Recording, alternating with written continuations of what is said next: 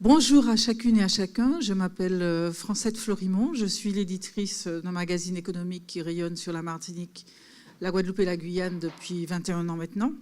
Et je suis très honorée d'animer avec vous cette matinée de conférence tour organisée par l'AGFI avec Le Monde.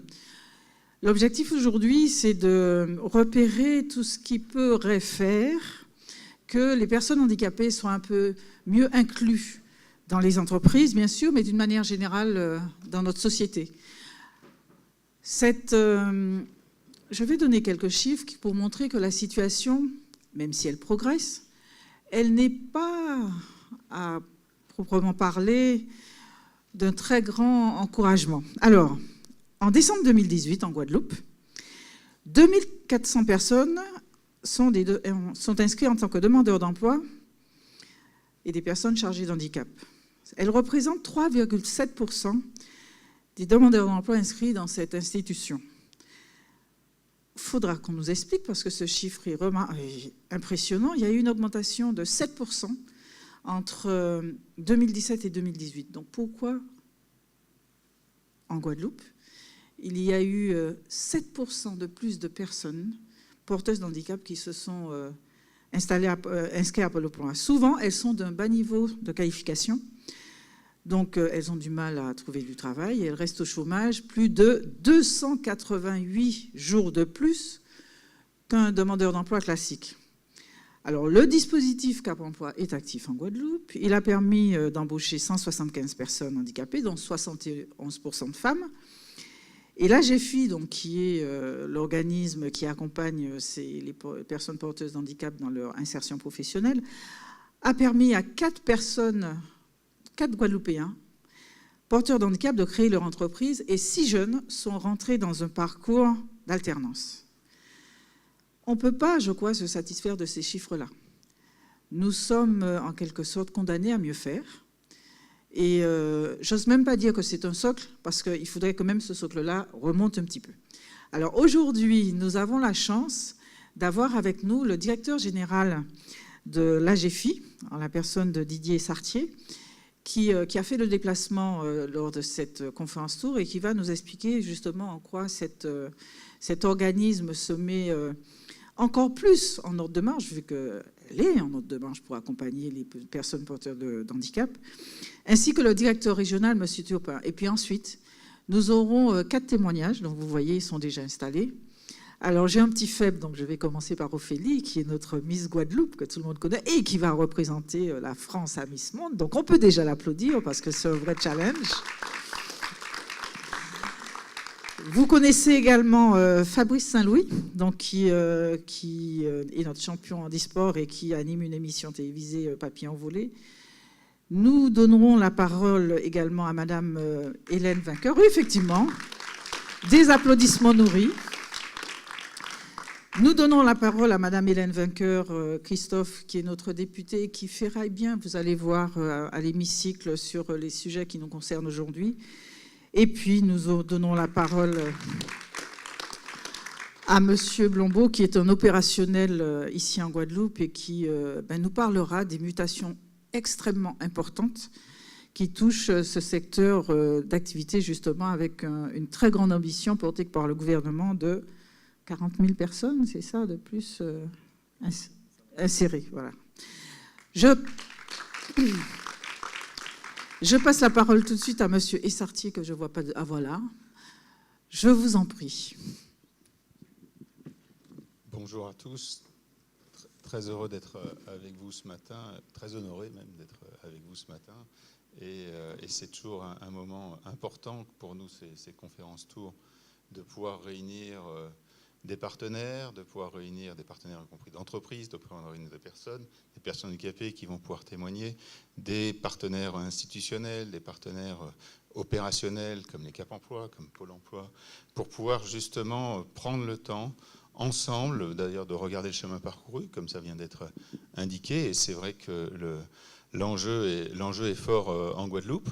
L'enjeu est fort parce que, d'ailleurs, c'est vrai qu'on ne peut pas complètement se satisfaire des résultats, même s'il y a beaucoup de progrès, même si on regarde par rapport à un passé un peu plus lointain, il y a eu d'énormes progrès de fait ici, comme dans beaucoup d'endroits. Mais aujourd'hui, on souffre certainement ici de ne pas encore suffisamment inclure des personnes en entreprise. Et je dis bien inclure, et c'est finalement le thème d'aujourd'hui. Qu'est-ce que l'inclusion ? Et pour revenir quelques instants, je dois dire que, en plus dans ce lieu magnifique, mémorial, et en plus avec le décès de M. Chirac, c'est pour moi un moment tout particulier. M. Chirac était Premier ministre lors de la loi de 75. M. Chirac était Premier ministre lors de la loi de 87, qui a d'ailleurs créé l'AGFIP. C'est pas rien. Et M. Chirac était président de la République, avec comme Premier ministre M. Seguin. Ça c'était pour la loi de 87, mais président de la République, avec un grand chantier sur le handicap dans son dernier mandat, et a donné lieu à la loi de 2005, qui finalement est la loi qui a davantage finalement est partie et nous a donné le chemin de l'inclusion, d'élargir la notion d'ailleurs de handicap aussi, handicap psychique, handicap mental. On voit bien, donc c'est pour moi un moment très particulier. On connaît aussi l'attachement de M. Chirac à la Guadeloupe, notamment. Donc c'est vraiment un jour particulier, et je trouve que c'est très bien qu'on puisse être réunis sur ce sujet aujourd'hui même pour en parler. C'était pas prévu comme ça, on aurait préféré que ça soit différemment d'ailleurs, mais du coup je pense que c'est un moment vraiment tout particulier. Alors nous en sommes aujourd'hui à notre 14e étape de conférence tour, et nous finirons après 16 étapes à Paris pour faire un peu le bilan, remonter les idées, remonter aussi les témoignages, puisque l'enjeu d'aujourd'hui est bien d'apporter des témoignages de personnes, d'entreprises, d'institutionnels, d'ouvrir sur de nouveaux regards aussi, parce que je crois que c'est important d'écouter aussi ce que les personnes ont à dire, au-delà de nous-mêmes. Nous avons d'ailleurs fait le choix de démarrer chaque conférence ou de partir d'un recueil qui a été construit avec des gens, avec des personnes qui ont témoigné, apporté leur regard, souvent des gens qui sont éloignés du monde du handicap, en tout cas pas directement dedans, et qui nous apportent des regards très inspirants pour nous professionnels qui sommes plongés dans cette problématique tous les jours et qui nous montrent qu'il y a peut-être des nouveaux chemins à prendre. Donc voilà, on vous l'a tous remis ce matin. Et nous en ferons un second à l'issue de ce conférence tour. C'est vraiment notre objectif finalement de participer à la construction d'une société vraiment plus inclusive, de répondre à ce défi sociétal, de pouvoir accompagner chaque projet professionnel de chaque personne pour qu'elle puisse finalement développer à travers son projet professionnel un projet de vie plein et entier. C'est vraiment ce qui nous anime chaque jour, et l'importance de donner la parole à tous. Le gouvernement, vous le savez, est aussi engagé dans de grandes réformes. Parmi les dernières, il y a justement celle sur l'obligation d'emploi, mise en place en 87, une réforme de la formation professionnelle qui essaye de donner plus de place aux personnes handicapées. Mais le défi est devant nous, d'une certaine manière, avec d'ailleurs un plan d'investissement dans les compétences aussi, qui cherche à porter davantage la formation pour les personnes les plus éloignées de l'emploi. Et on le sait malheureusement, c'est le cas des personnes handicapées, pour un certain nombre d'entre elles.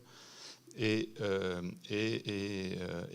une concertation aussi était engagée, dont les premiers éléments ont été présentés en mai dernier. Les travaux se poursuivent aujourd'hui pour mettre en action ce qui a été fait. Les retours, les regards qui peuvent être apportés dans le cadre de ce conférence tour nous alimentent chaque jour, nous permettront encore justement de pouvoir apporter des éléments sur comment construire mieux des services, mieux répondre aux besoins des personnes et des entreprises à l'avenir et dans un avenir proche si possible. Parce que ce n'est pas un avenir même très proche. Nous sommes d'ailleurs souvent enjoints d'aller vite dans nos réalisations. Et c'est comme vous l'évoquez, et merci d'animer cette table ronde, cet événement, finalement notre rôle est bien d'être en appui aux personnes, d'être en appui aux entreprises, d'être en appui à l'ensemble des acteurs pour apporter les éléments, apporter les ressources, et pas que financières, ça peut être des ressources de prestations, grâce d'ailleurs à un certain nombre de prestataires qui sont ici, des ressources variées, de mettre en disposition dans un centre de ressources des éléments qui peuvent être réutilisés par tous, par les entreprises notamment, d'animer des communautés d'acteurs comme les référents handicap en entreprise ou en organisme de formation, d'appuyer les organismes de formation pour assurer une bonne entrée en formation, et on sait que c'est un défi majeur aussi, pour les personnes handicapées, et puis finalement réussir cette insertion dans l'emploi. Voilà ce que l'on fait, et on ne le fait pas tout seul, on le fait avec un certain nombre de partenaires, on le fait aux côtés de l'État, aux côtés de la région, aux côtés de tous ceux qui s'impliquent et qui peuvent avoir un impact sur l'emploi des personnes handicapées. Voilà, j'en dirai pas plus, je vais passer la parole peut-être sur des volets plus opérationnels ou plus concrets de ce qui se passe en Guadeloupe. Et à l'honneur, c'est tout à fait normal qu'Alexis en parle plus que moi. Merci. Merci beaucoup, Monsieur Sartier. Effectivement, Alexis Turpin, qui est le directeur régional, le régional de l'Étape, et qui va nous raconter un peu comment les choses se passent de manière un peu plus précise chez nous. D'accord, bonjour, merci pour votre présence. Donc Alexis Turpin, délégué interrégional de la GFIP pour la zone anti-Guyane. Je voulais juste vous dire un mot pour compléter un petit peu le tableau, la situation de l'emploi en Guadeloupe, et puis vous dire un mot sur l'action de la GFIP sur le territoire. Alors effectivement, la situation n'est pas brillante quand on regarde les chiffres du chômage, avec un chômage qui augmente, et puis une ancienneté au chômage aussi, qui fait que la situation malheureusement des personnes qui sont au chômage actuellement se dégrade, avec plus de 1300 jours d'ancienneté au chômage. L'éloignement à l'emploi ne cesse de grandir malheureusement. Alors quand même quelques signaux positifs, il faut le dire aussi, du côté du comportement des entreprises. Depuis plusieurs années maintenant, le nombre d'entreprises qui emploient au moins une personne en situation de handicap augmente. Il faut quand même le savoir. Ça représente une proportion non négligeable des entreprises qui déclarent auprès de l'entreprise. Et également les entreprises qui atteignent le taux de 6%, le fameux taux de 6% légal, augmentent également, et à l'inverse, celles qui ne réalisent aucune action, on va dire, on les appelle les quotas zéro, leur nombre diminue, elles sont très peu nombreuses désormais. Donc ça veut dire qu'il y a quand même un changement qui se fait, mais on ne passe pas le cap pour l'instant, qui va marquer un réel impact sur le chômage. Le taux d'emploi, par exemple, reste très faible, autour de 2%, il est même en légère régression. Ça peut paraître un peu paradoxal, mais ça mérite effectivement des analyses un peu plus poussées. Mais voilà, il y a quand même des choses qui évoluent. Juste un petit mot pour vous parler de la GFIP en région. Donc nous sommes situés à Fort-de-France, une équipe de 5 personnes. Nous sommes 4 ici aujourd'hui. N'hésitez pas à venir les rencontrer. Ils ont un petit badge autour du cou pour se signaler. Alors, vous savez que la GFIP au quotidien, c'est une offre d'intervention qui est déployée auprès de nos bénéficiaires en recherche d'emploi, les bénéficiaires salariés aussi, pour éviter qu'ils perdent leur emploi en raison du handicap ou de la surveillance du handicap, et puis bien sûr les employeurs qui les embauchent. C'est une offre qui est construite de façon large, avec l'expertise, grâce à l'expertise de 30 années d'expérience des équipes de la GFIP. On s'appuie bien sûr sur les attentes des personnes handicapées et puis des entreprises également. Et puis vous savez qu'au conseil d'administration de la GFIP, les associations de personnes handicapées siègent et ont bien sûr leur mot à dire sur ce qu'il convient de faire. Donc c'est une offre qui évolue en permanence à travers des aides techniques, des aides financières, des prestations. On est plutôt sur l'aide humaine et le territoire est bien pourvu en Guadeloupe. Donc nous sommes présents aussi à travers tous ces intervenants.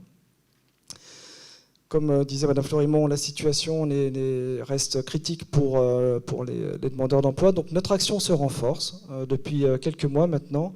2 collaborateurs de la GFIP vont en entreprise, apportent des conseils personnalisés, les accompagnent pour les mobiliser, pour les aider à s'engager dans une politique d'emploi de personnes handicapées. Aujourd'hui, 45 entreprises sont déjà clientes de la GFIP, c'est vraiment le terme, et on leur apporte tout l'accompagnement nécessaire. Monsieur Sartier a évoqué le réseau des référents handicap. Une trentaine d'entreprises sont déjà adhérentes à ce réseau. Ça, c'est très intéressant. C'est vraiment l'occasion de bénéficier de conseils pratiques tels que qu'est-ce que l'obligation d'emploi, comment recourir aux entreprises adaptées, aux ESAT, c'est qui en Guadeloupe, comment fait-on, qu'est-ce que ça va avoir comme impact. C'est aussi l'occasion de traiter par exemple du handicap en entreprise, comment on l'évoque, etc., etc.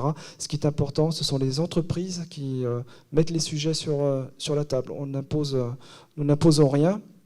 Voilà, donc une action très forte est réalisée directement par les GFIP désormais en direction des entreprises. Alors on parle emploi, il faut parler un moment qualification aussi.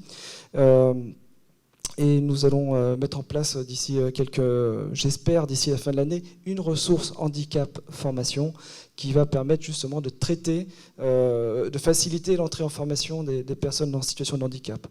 Je ne détaillerai pas plus, mais on aide à la fois l'organisme de formation, la personne elle-même, l'accompagnateur à l'emploi, et ça va marcher à partir du moment où on aborde ces questions-là en amont.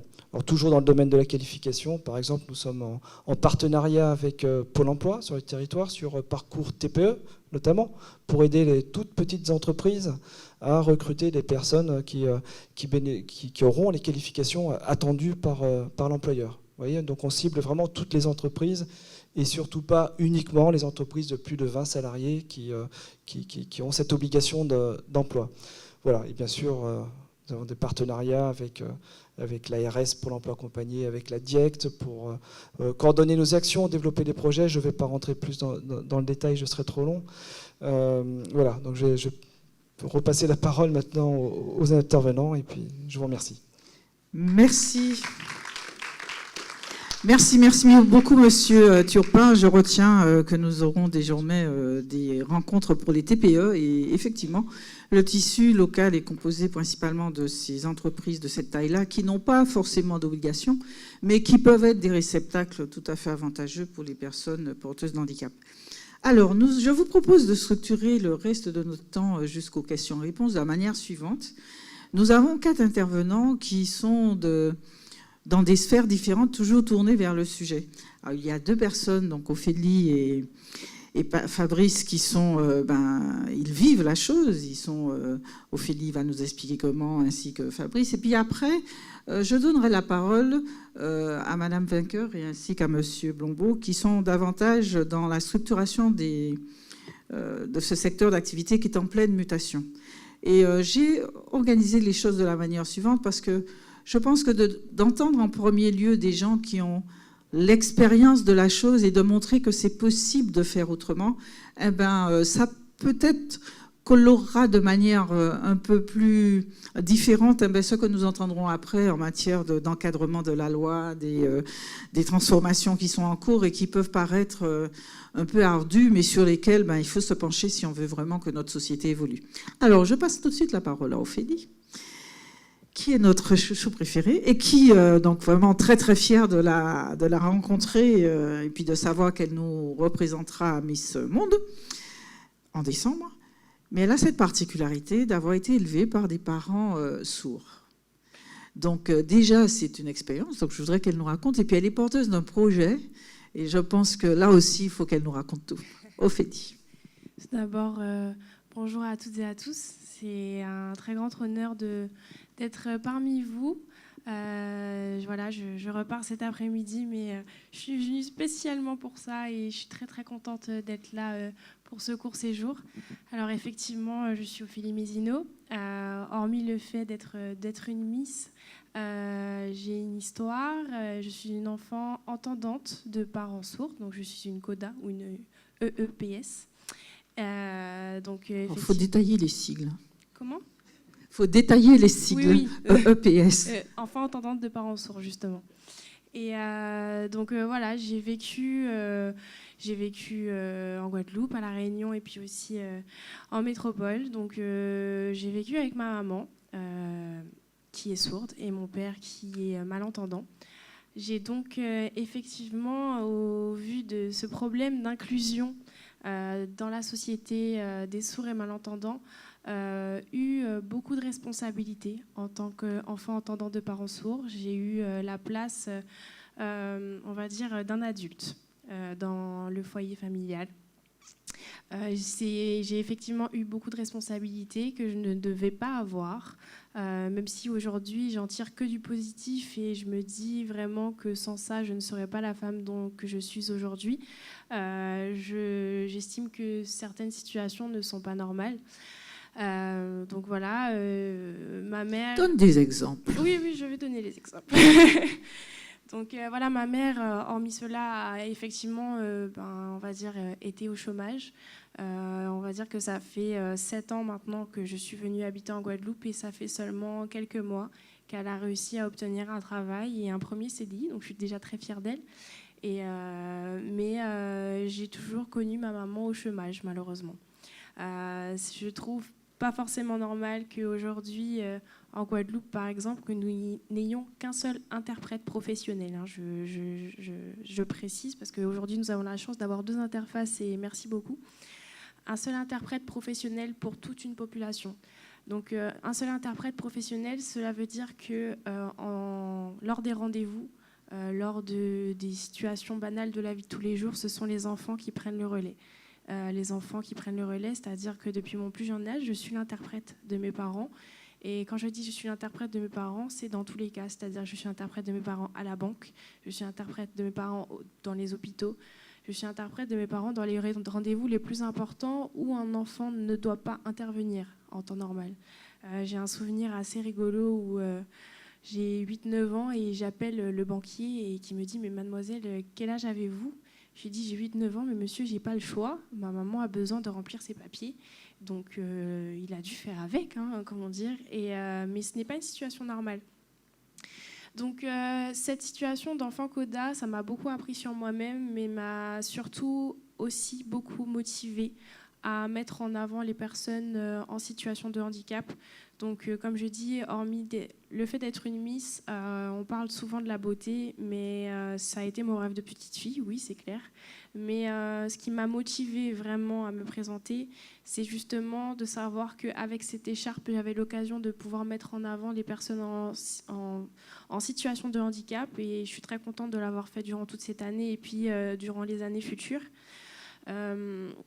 Voilà, aujourd'hui, à l'armée, déjà, tout d'abord, les problèmes que rencontrent les personnes sourdes et malentendantes, c'est vraiment déjà un grand pas, parce que, étant un handicap invisible, les personnes ne se soucient pas des problématiques que peuvent vivre les sourds et malentendants.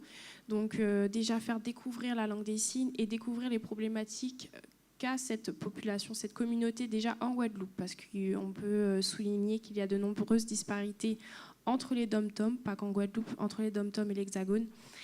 Et donc c'était mon souhait, et c'est pour ça aussi que je suis ici aujourd'hui. Être une enfant coda m'a beaucoup appris, mais voilà, maintenant je dois utiliser ce statut pour faire d'autres choses, et je vais vous en parler justement. Avant d'arriver au projet, est-ce que tu permets que j'approfondisse quelque chose que tu as dit tout à l'heure, que les enfants donc, de parents sourds malentendants se retrouvent dans des situations qui ne devraient pas.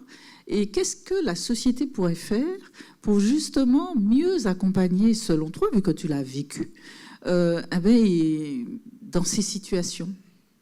Alors tout d'abord, j'estime que dans le milieu administratif ou dans le milieu de la santé, chacun doit pouvoir avoir accès à tous ces services de manière égale.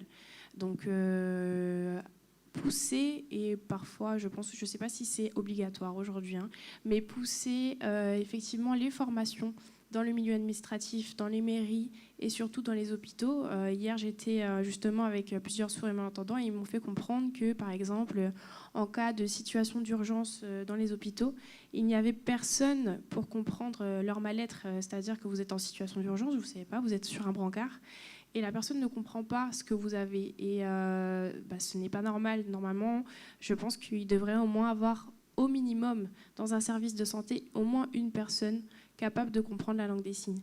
Donc je sais que c'est pas évident, que ça prend du temps, que ça coûte de l'argent aussi, mais chacun devrait avoir accès à ces services qui semblent enfin je sais pas, mais qui semble tellement évident pour nous entendants en fait. Donc je pense qu'il faudrait pousser justement la formation d'interprètes, et aussi je pense qu'elle est assez poussée quand même en hexagone, mais pouvoir aussi, voilà, je sais qu'il y a de nombreux interprètes qui ont essayé de venir en Guadeloupe, mais qui malheureusement ne sont pas restés, car il n'y a pas les moyens. Après, par la suite, je dirais que l'accès à l'information, par exemple, aux médias. Aujourd'hui, dans les médias, ou du moins dans les dom-toms, ils n'ont pas accès à cette information, même par le sous-titrage. Et ça, ce n'est pas normal. Nous sommes dans une région qui a... en période cyclonique, etc., ils sont obligés de s'envoyer des SMS pour pouvoir s'informer de ce qui se passe. Ça aussi, c'est pas normal. Ou nous, en tant qu'enfants, justement, on doit les prévenir de ce qui se passe dans la société, même la météo, qui devrait être une information basique. Voilà. Donc, je dirais qu'en premier temps, pousser cette formation d'interprète, ça serait déjà un très grand pas. Alors, ce projet ? Oui, ce projet. Alors, en effet, avec cette nomination en tant que Miss Monde France, l'élection de Miss Monde est surtout basée sur l'associatif. Certes, il y a la beauté, mais il y a surtout l'associatif. Et lors de cette élection, j'ai l'opportunité de présenter un projet. Ce projet, ce n'est pas moi qui l'ai inventé. Aujourd'hui, ça fait 20 ans que la communauté des sourds et malentendants de Guadeloupe demande la création d'un foyer pour qu'ils puissent se réunir. Donc ça fait 20 ans qu'ils essayent de faire toutes les démarches administratives possibles et imaginables, à envoyer des courriers, des lettres aux différentes mairies. Et malheureusement, ce n'est pas fait. Et ils m'ont dit hier que c'était leur plus grand souhait. Certes, il y a plein de problématiques en Guadeloupe qui peuvent être réglées, et puis dans l'Hexagone, etc., par rapport aux interprètes. Mais ils souhaiteraient la création d'un foyer, non pas pour une association, mais pour tous les sourds et malentendants de Guadeloupe, où ils puissent se réunir et que ça puisse être un pôle d'échange, un pôle d'accueil pour toutes les personnes de cette communauté, c'est-à-dire les sourds et malentendants, les enfants entendants de parents sourds, et aussi, pourquoi pas, pour les parents entendants qui ont des enfants sourds, parce que ça peut être complètement nouveau pour eux. Donc avoir une structure d'accueil où ils peuvent se renseigner, ou même les sourds étrangers, où ils peuvent se renseigner en Guadeloupe, ça serait un honneur pour eux. Et puis ça serait aussi vaincre cette exclusion de la société. Parce que malheureusement, les sourds en Guadeloupe parfois se cachent et sont un peu exclus de ces sociétés, et du coup n'arrivent pas à se rassembler pour ne faire qu'un, et puis justement réunir leurs forces pour pouvoir avancer. Donc ils aimeraient aussi réunir du coup toutes ces associations autour d'un même pôle, si possible au centre de la Guadeloupe, c'est-à-dire Pointe-à-Pitre, Les Abîmes et Bémao. Donc ça serait, 3-4 salles où ils peuvent organiser des conférences, donner des cours de langue des signes, rassembler les enfants sourds qui sont aussi malheureusement exclus de tout ça, car malheureusement le système scolaire pour les enfants sourds et malentendants est aussi très déficient. Ils n'ont pas un soutien. Enfin, vous savez, nous avons les AVS, les personnes qui les accompagnent. Malheureusement, ces personnes ne savent même pas parler la langue des signes. Alors, comment voulez-vous qu'un enfant au CP, lorsqu'il apprend à écrire, à lire et à écrire, que la personne qui est censée l'aider, malheureusement, ne sache pas parler la langue des signes, alors que ça devrait être... c'est comme nous, c'est le français, quoi. Donc, c'est réunir toutes ces personnes autour d'un même pôle, qui serait le foyer, sachant que dans la plupart des régions françaises, les sourds et malentendants ont leur foyer où ils peuvent se réunir. Et puis ça pourrait être aussi un foyer pour les Antilles-Guyane, parce qu'il me semble qu'en Martinique et en Guyane, il n'y a pas de foyer pour le moment. Donc c'est leur seul souhait. Ils m'ont dit avec des yeux, vraiment limite des yeux qui pétillent, parce qu'ils m'ont dit ça fait 20 ans qu'on le demande. Après 20 ans, je pense que je vais essayer de leur offrir un peu d'espoir. En tout cas, déjà, là, merci. On peut lui applaudir parce que si elle met autant de foi, je pense qu'elle va arriver à convaincre. Mais n'empêche, c'est de mettre en lumière, là encore, une inégalité par rapport à ce qui se passe sur le continent. Et comme elle vient de le dire, il n'y a aucune structure de ce genre, ni en Martinique, ni en Guyane. Donc voilà, il faut que tout le monde se mette un peu derrière ça. Merci infiniment, Ophélie. Tout à l'heure, si vous avez des questions à lui poser, il y a un temps pour ça. Je vais tout de suite passer la parole.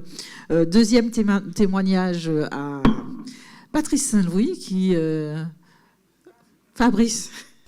Bonjour à toutes, bonjour à tous. Je suis vraiment honoré, privilégié d'être présent aujourd'hui pour partager avec vous mon témoignage, c'est vrai, mais c'est un témoignage qui je dirais, a le mérite de rappeler à quel point notre cheminement de vie peut être compliqué. Alors, souvent, les situations révèlent à nous une vraie force de caractère, je dirais même une force de résilience.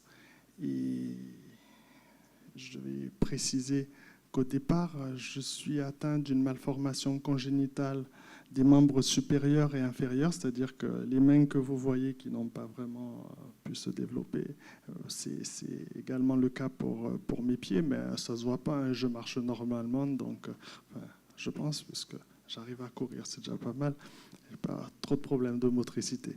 Mais le plus important, c'est que mon témoignage puisse permettre de prendre conscience, en toute humilité bien sûr, du parcours compliqué que cela représente pour une personne porteuse de handicap, de pouvoir exister en toute dignité et de s'insérer professionnellement, socialement, sportivement.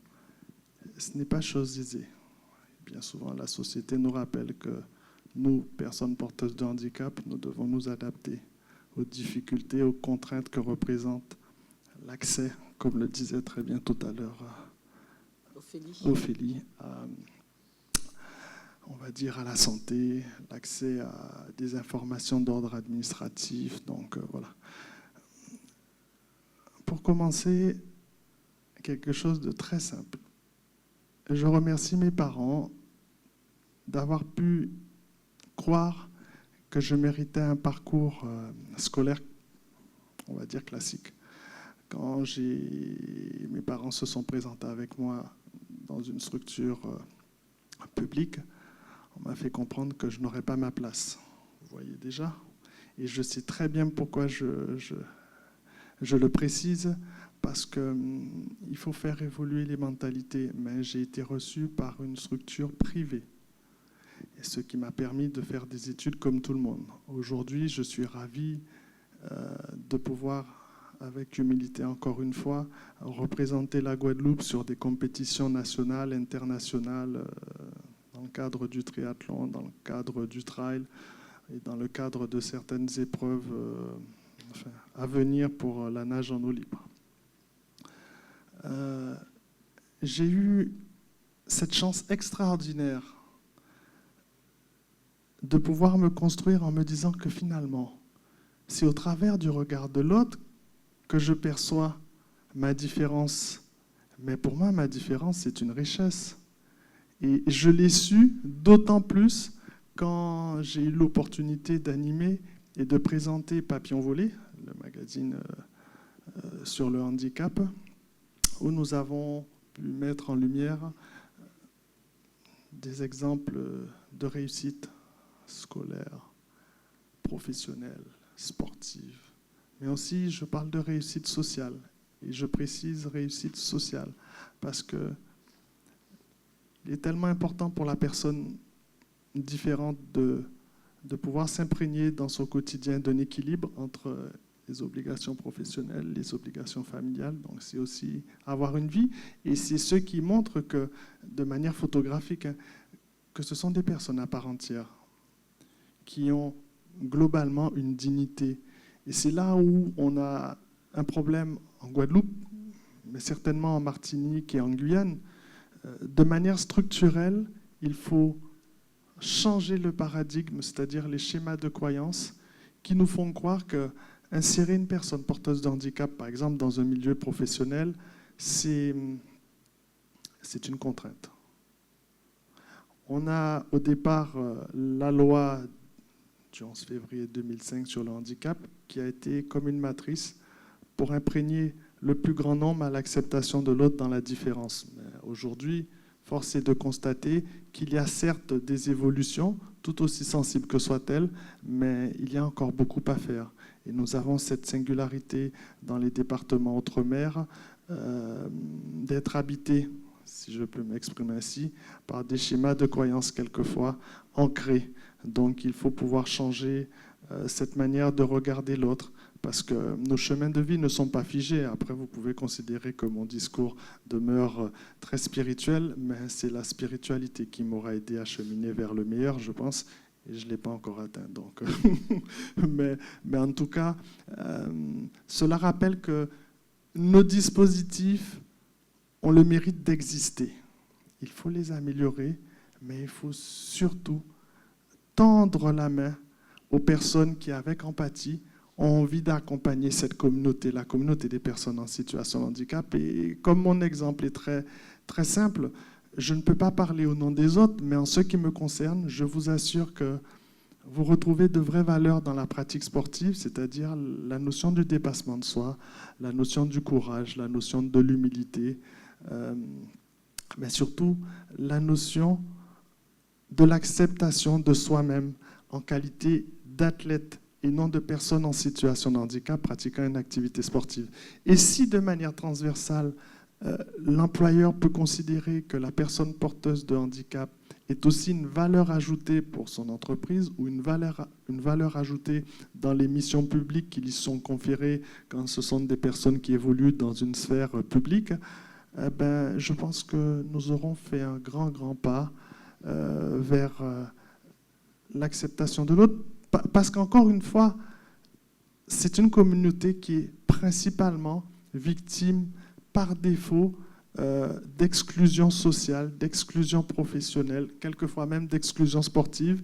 Et nous sommes souvent touchés par ce qu'ils appellent les RPS, mais je vais traduire, les risques psychosociaux. Et c'est vrai que c'est vraiment quelque chose d'important.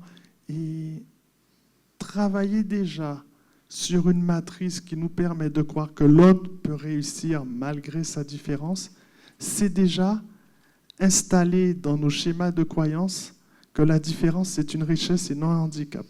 Alors, Fabrice, j'entends bien, et c'est extrêmement important ce que vous venez de dire par rapport au regard de l'autre et qui structure des fois tellement dans la douleur ce qui peut exister.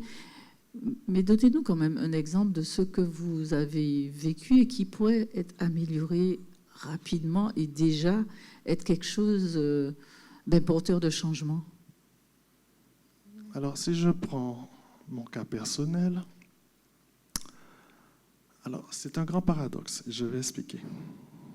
Quand on me voit, on a l'impression que j'ai juste un handicap physique. Sauf que, comme je le rappelais tout à l'heure, je me suis adapté dans mon quotidien à l'inaccessibilité de notre société.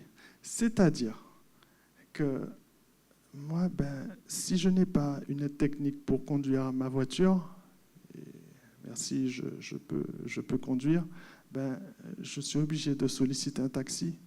Des fois, j'ai envie de prendre un bus, mais s'il n'y a pas de place pour s'asseoir, pour moi, c'est difficile d'avoir l'appréhension suffisante pour tenir un triangle ou bien peut-être un tube. Donc, du coup, c'est une dépense, c'est un surcoût. Mais ce n'est pas de ma faute, donc je suis obligé de l'accepter. Ce n'est pas toujours facile. Et précisément, quand on explique qu'il faut améliorer en ce sens l'accessibilité, dans une grande majeure partie, c'est un discours qui ne peut être entendu que si vous donnez, comme vous l'avez dit, des exemples concrets.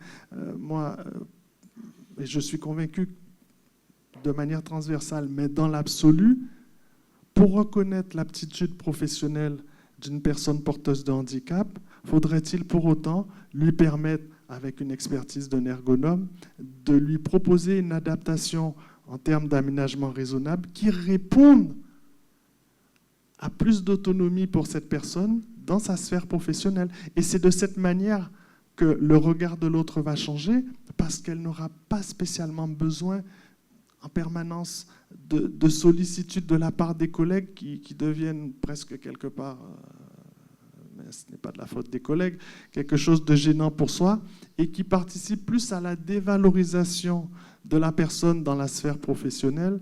Et ça, après, c'est quelque chose qui rejaillit sur cette personne dans son quotidien social. Vous voyez, donc il y a des dispositifs qui existent, il y a des outils que l'on devrait utiliser. Il faut le faire. Il faut le faire et non plus nous imposer des déclarations d'intention en disant que oui, voilà, on met en place une véritable politique d'accompagnement et d'insertion pour les personnes porteuses de handicap dans leur sphère professionnelle. Et en fait, je dirais même dans le fond, ce n'est pas ce qui est mis en avant. Donc, mais moi, je l'ai vécu, donc c'est la raison pour laquelle je parle de mon cas. Mais c'est vrai que nous avons tant à faire. Et pourtant, j'ai réussi à dépasser ça. Et aujourd'hui, je me dis, de manière positive, cela aura révélé en moi une vraie force de résilience. Et c'est ce que je rappelle pour nos employeurs, c'est une valeur ajoutée. Avoir une personne porteuse de handicap, ça ne doit pas être une contrainte. C'est une personne qui a envie de montrer qu'elle peut réussir, mais qu'elle va réussir. Qu'elle va réussir tout simplement parce qu'on lui donne l'opportunité de montrer ce qu'elle vaut, mais surtout ce qu'elle est. Et pour moi, c'est le plus bel exemple de valorisation personnelle. Merci infiniment de ce témoignage. Je crois que les deux, il n'y a rien à rajouter sinon à les remercier d'avoir parlé de manière aussi ouverte et franche. Parce que c'est vrai que ça m'arrive d'animer des choses et souvent les gens se cachent un peu. Là, merci vraiment parce que vous avez parlé le cœur ouvert. On va passer à des choses un peu plus, terre à terre, vu que vous voyez bien, il y a des difficultés pour pouvoir ne serait-ce qu'accepter et organiser, mettre le cadre pour les personnes porteuses de handicap. Donc, ça se passe à l'Assemblée nationale, ça se passe par le droit. Alors, à quel point en est-il, Madame Hélène Vainqueur-Christophe, et quel chemin reste-t-il à parcourir? Alors, bonjour à vous toutes et à vous tous. Je voudrais saluer le témoignage d'Ophélie et de Fabrice et surtout de dire que ça vous met véritablement en contact avec la réalité. Et souvent, les textes qui sont pris, que ce soit à l'Assemblée nationale ou au Sénat, ces textes-là sont des textes qui souvent ne tiennent pas compte totalement de la réalité du terrain. Et si nous n'avons pas ces témoignages, si nous n'avons pas ces échanges, et dans tous les domaines, pas seulement dans le domaine du handicap, nous ne pouvons pas véritablement adapter la loi à la réalité. Et c'est ça la difficulté du législateur. Donc, il y a eu beaucoup de lois, beaucoup de réflexions qui, au cours des années, après tous les gouvernements successifs, quel que soit leur bord politique, mais qui ont permis au Parlement, aux associations de discuter et de mettre en place des lois. Donc, on a parlé de la loi du 11 février 2005, qui a profondément réformé la politique du handicap, et puis 30 ans, qui a été mise en place 30 ans après la loi fondatrice de 1975. Alors cette loi de 2005, je pense que tout le monde en parle, c'est une loi très ambitieuse, qui entendait véritablement couvrir tous les aspects de la vie des personnes handicapées, de la naissance jusqu'à l'adaptation au travail, et ça, quel que soit leur âge. Et le plus important dans cette loi était, à mon sens, le changement de philosophie. En 1975, on mesurait les déficiences des personnes. En 2005, on évalue maintenant leur potentiel, leur capacité afin d'adapter. Alors, cette loi repose sur 4 piliers fondamentaux. Le premier pilier, c'était la compensation du handicap. On a vu avec la création des maisons départementales pour personnes handicapées qui ont permis véritablement aux personnes porteuses de handicap de bénéficier d'un guichet unique, et ça c'était important, un interlocuteur unique et de proximité qui a permis de simplifier les démarches administratives. On a mis aussi en place à ce moment-là la prestation de compensation du handicap, la PCH, qui permet de rembourser toutes les dépenses liées à la perte d'autonomie, ou de tenter de rembourser, puisqu'on sait quelle est la hauteur de financement de ce PCH. Mais ça a permis véritablement de reconnaître un droit à la compensation des conséquences du handicap par la solidarité nationale. Et c'est véritablement une avancée majeure de la loi de 2005. Le deuxième pilier, c'était la scolarisation des enfants porteurs de handicap. en reconnaissant à tout enfant handicapé le droit d'être scolarisé dans l'école de son quartier à travers le projet personnalisé de scolarisation. Donc ça fonctionne relativement bien, même s'il faut effectivement encore d'autres adaptations. On a vu ça dans des textes précis de cette année en particulier. Le troisième pilier, c'était la formation et l'emploi des personnes handicapées. Parce que M. Turpin en parlait tout à l'heure, c'est vrai qu'il y a l'inclusion dans le monde professionnel, mais il faut d'abord l'inclusion dans le monde de la formation professionnelle. Parce que la personne porteuse de handicap a besoin d'une formation adaptée à son handicap. Et c'est important, effectivement, que nous commencions par ce point-là. Donc, comme j'ai dit tout à l'heure, l'adaptation et la question de l'emploi s'apprécie désormais à partir de l'évaluation des capacités de la personne handicapée et non de ses incapacités. Et tout à l'heure, tu en as dit un mot. Ensuite, cette obligation, la loi a aussi porté sur l'obligation d'emploi de ces personnes porteurs de handicap, donc l'OETH, qui a été maintenue pour tous les employeurs ayant 20 salariés dans la proportion de 6% de l'effectif total. Et puis la création de fonds pour l'insertion des personnes handicapées dans la fonction publique. Et là, je voudrais faire juste un témoignage qui montre bien qu'il y a des... Tu as dit tout à l'heure, tu as parlé de contraintes. Et c'est vrai que l'employeur peut vivre ça comme une contrainte. Et ça, je prends ma casquette d'ancien employeur, puisque j'étais maire de la commune de Trois-Rivières. Je me rappelle que quand je suis arrivée, il y avait un agent porteur de handicap moteur, donc qui était un agent fauteuil roulant. Un jour, il me demande un rendez-vous. Il me dit, écoutez, Madame le maire, je ne pourrais peut-être plus venir travailler demain parce que je n'ai plus le moyen de payer mon transporteur puisque je vis en ambulance. Alors, moi, je découvre ça. Et je lui dis, mais ce n'est pas normal que ça soit à vous de payer le transporteur. Donc, je fais les démarches. Je lui demande, est-ce que vous allez à la Courtorep et tout. Et puis, on se rend compte qu'effectivement, ce transport pour venir au travail n'est pas pris en charge. Il ne peut être qu'à travers le FIP. Donc, nous faisons les démarches puisque nous n'avons pas forcément été jusqu'au bout de son embauche. Ça n'avait pas été fait. Et là, je me rends compte, moi qui suis employeur public, collectivité publique, des difficultés que j'ai moi-même à mobiliser le FIP. Et c'est là qu'il faut véritablement lever les contraintes administratives. Donc c'est vrai que ça peut... Je donne cet exemple pour dire qu'effectivement, quelquefois, ce n'est pas forcément la volonté de ne pas faire. Je ne parle pas de tout cas bien précis. Et je dis également que l'employeur, qu'il soit public ou privé, découvre certaines contraintes. Et si on ne simplifie pas les démarches administratives, on risque véritablement, quels que soient les textes, parce que les textes existent, on arrivera véritablement à ne pas améliorer l'inclusion que nous voulons dans le cadre des professions particulières.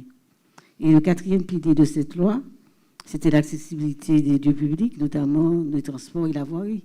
Je reviens sur notre cas en Guadeloupe. Comment parler d'améliorer le chômage des personnes porteurs de handicap si on n'améliore pas le transport, notamment des personnes porteurs de handicap? Ça, c'est toute la réalité. On a déjà le transport des personnes non porteurs de handicap qui causent problème chez nous, et encore plus le transport adapté aux personnes handicapées.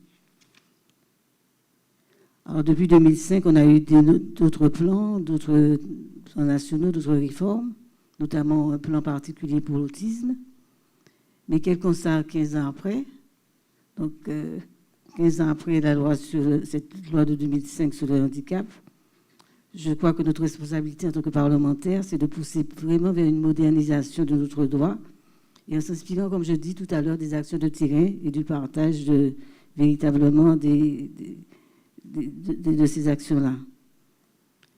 Alors, en plus, cette nécessité d'adapter les lois et de moderniser cette loi est légitimée par les données statistiques, puisque dans le cadre de l'allocation adulte handicapé, si on voit un peu les chiffres, le nombre d'allocataires a doublé entre 1990 et 2017. Plus d'1 million de personnes en France porteurs de handicap et bénéficiant de l'AAH.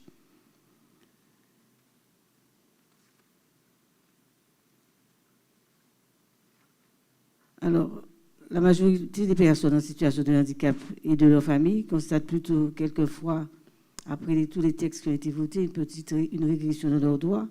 Par exemple, la PCH, et on en a largement discuté dans le cadre de la loi Finances de 2019, selon nous, est largement insuffisante.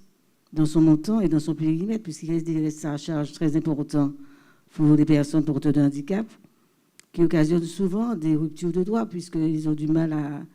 ce sont des gens qui, en général, n'ont pas d'aide à domicile, donc ils sont très souvent en rupture de droits. Ils n'ont pas de personnes leur permettant, quelquefois, et le plus souvent, de les accompagner dans des actes nécessaires du quotidien. On a des MDPH qui sont de plus en plus fragilisés, et je parle de la MDPH de la Guadeloupe en particulier que je connais. Pour tous ceux et celles qui la côtoient et qui vont régulièrement, on se rend compte qu'il y a une activité qui est très importante, qu'on n'arrive pas véritablement à répondre avec des délais de traitement très longs, et une approche globale des situations individuelles qui est mise à mal, donc un manque de suivi des décisions, donc véritablement le parcours du combattant pour le porteur de handicap au niveau de la MDPH. Et des textes qui ont été mis en place ne permettant pas aux MDPH d'avoir des moyens suffisants pour répondre à leurs besoins, à leurs actions, véritablement cause problème dans l'accueil des handicapés et dans le suivi véritable de leur vie au quotidien. Sur la scolarisation, mon chiffre est peut-être faux, mais dans le cadre de l'Hexagone et de la France, on estime à peu près à 20 000 enfants non scolarisés. Ici, je n'ai pas tout à fait les chiffres, mais on se rend compte que même s'il y a eu des efforts importants sur la scolarisation, il reste encore beaucoup à faire. En début d'année scolaire, on se rend compte qu'il y a encore énormément d'enfants qui n'ont pas d'aide d'AVS, d'AVSI au quotidien. On se rend compte des difficultés pour les collectivités, quelquefois, d'accueillir sur le temps périscolaire, pas seulement sur le temps scolaire. Si sur le temps scolaire, c'est à peu près fait, mais c'est une obligation également de les accueillir sur le périscolaire. Et ça, ce sont effectivement des moyens que n'ont pas les collectivités quelquefois. Donc, ça cause véritablement un problème. Et il faut aussi que ça soit une volonté politique de pouvoir le faire sur le temps périscolaire. Moi, ça c'est personnel, ce que je vous dis, il me semble qu'au lieu d'essayer forcément d'inclure à tout prix les personnes porteuses de handicap, il faut véritablement mettre des mesures pour ne pas les exclure. Parce qu'il faut véritablement les laisser dans le contexte normal et porter des réponses pour ne pas les exclure de ce monde professionnel. Alors, certaines associations ont proposé défenseurs de l'autonomie. Ce serait pour moi quelque chose de très bien. Ça permettrait véritablement d'avoir un recours possible au sein de l'État pour lever les obstacles à l'autonomie et rappeler surtout les exigences d'accessibilité universelle. Je parlais tout à l'heure de l'action des MDPH. Je vais aller un peu plus vite. Mais pour rendre au maximum possible accessibles les métiers, les différents métiers, je disais qu'il faut, par exemple, l'accès aux services publics. Il faut aussi que notre société arrive enfin à valoriser les capacités de personnes en situation de handicap. Il ne faut pas regarder ce qu'elles ne savent pas faire, mais plutôt ce qu'elles savent faire. Parce que tu as raison, tout à l'heure, tu l'as dit, toutes ces personnes ont, justement, du fait de leur handicap, de formidables compétences qu'il faut désormais permettre de propager dans toute la société. Alors, sur la politique actuelle qui est mise en place dans le cadre des différents textes qui sont sortis, notamment le texte sur le choix le fait de vouloir choisir notre avenir professionnel. Donc, il y a eu énormément d'avancées dans le cadre du handicap. Le Conseil constitutionnel vient de débouter en disant que ces avancées ne peuvent pas être prises par ordonnance parce que beaucoup étaient envoyés par le gouvernement dans le cadre des ordonnances. Donc on reviendra très certainement, et la ministre l'a déjà annoncé, sur une véritable loi handicap avant la fin de cette mandature, qui prendra en compte les différents rapports parlementaires qui ont déjà été donnés, notamment qui ont déjà été livrés, notamment celui d'Adrien Taquet, qui propose 113 mesures pour véritablement favoriser l'inclusion. Et je pense qu'on a les éléments véritables dans le cadre de ces rapports parlementaires pour faire une véritable loi qui puisse aller plus loin dans le cadre de l'inclusion. Donc là aussi, c'est un grand chantier qui est ouvert de façon à aller plus loin que cette loi de 2005 et permettre que nous ayons une inclusion véritable des personnes porteuses de handicap au niveau scolaire, au niveau de la vie professionnelle, au niveau de la vie tout court, puisque tout à l'heure, Aurélie mettait en évidence le fait effectivement, même à l'hôpital, des urgences, effectivement, donc, comment faire que ces difficultés puissent être aplanies et comment nous pouvons, dans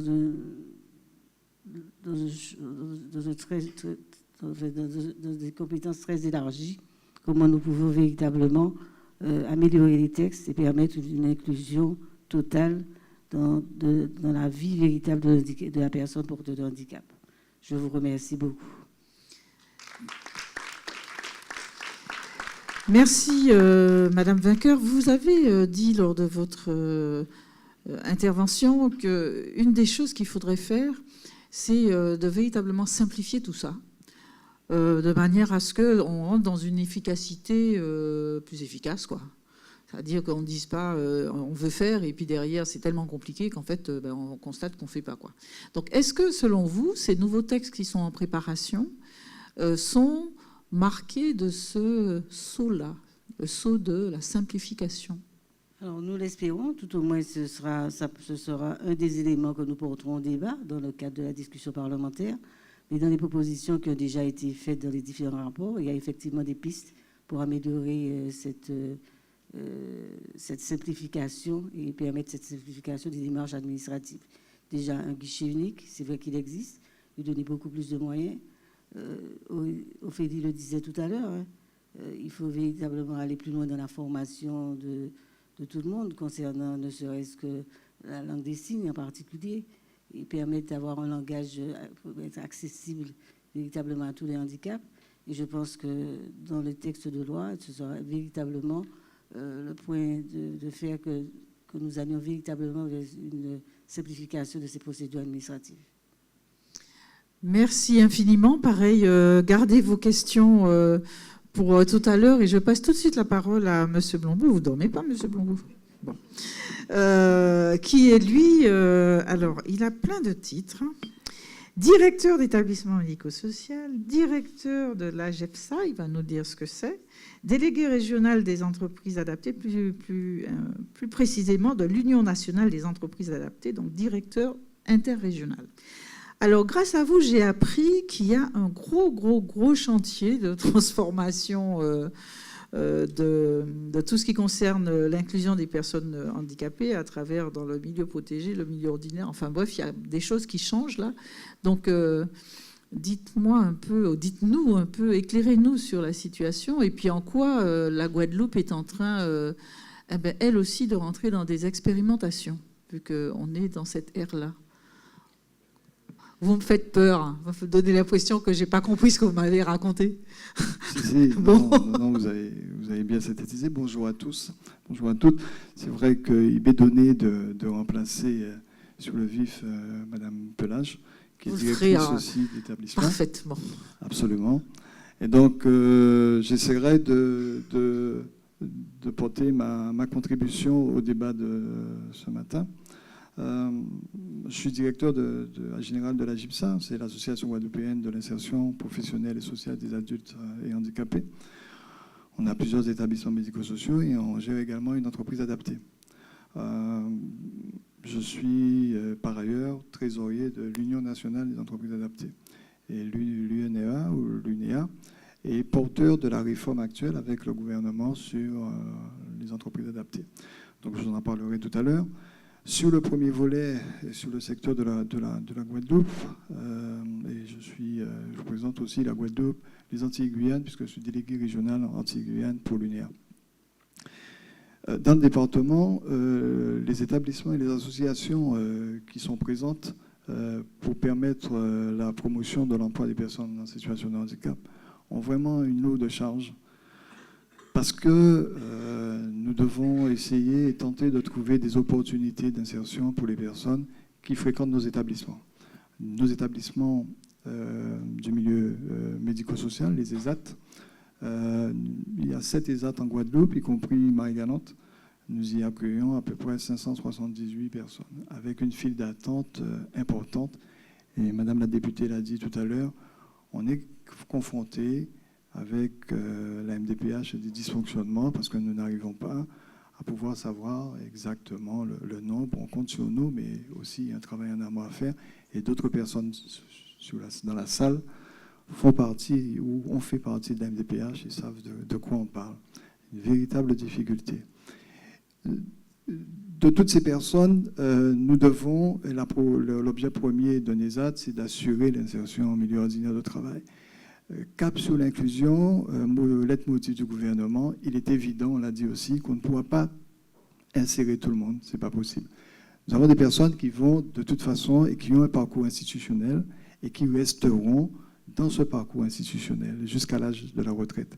Mais dans le lot, beaucoup peuvent prétendre à pouvoir entrer en entreprise.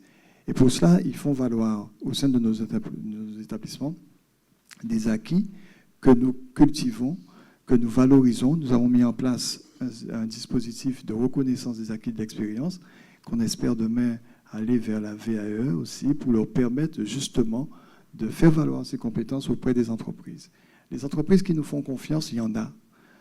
Actuellement, les ESAT travaillent avec des entreprises. On travaille de plus en plus avec des entreprises. Mais il y en a beaucoup qui ne nous connaissent pas, qui ne savent pas ce que nous faisons, même des référents handicap dans des grandes entreprises n'ont pas forcément le réflexe de pouvoir faire appel au secteur protégé en ce qui concerne la sous-traitance. Parce que ce soit les administrations publiques territoriales ou les entreprises privées, elles peuvent remplir leur obligation d'emploi en faisant appel à la sous-traitance. Le relais de la GFIP, Cap Emploi et autres permettent à ces entreprises de connaître un peu mieux ce que nous faisons. Mais la lourde charge pour nous, c'est qu'au jour et au quotidiennement, certains travailleurs de l'ESAT nous demandent, mais on souhaite aller en entreprise, même par le biais de stage. Il faut trouver des insertions. La semaine dernière, on a reçu un entrepreneur. Son secteur, c'est le pressing. Ils ont 3 ou 4 établissements, à Sainte-Rose, à BIM, et à côté de notre bâtiment à Dugazon. Et par le biais, en fait, déjà de plusieurs stages, il a décidé de franchir le pas.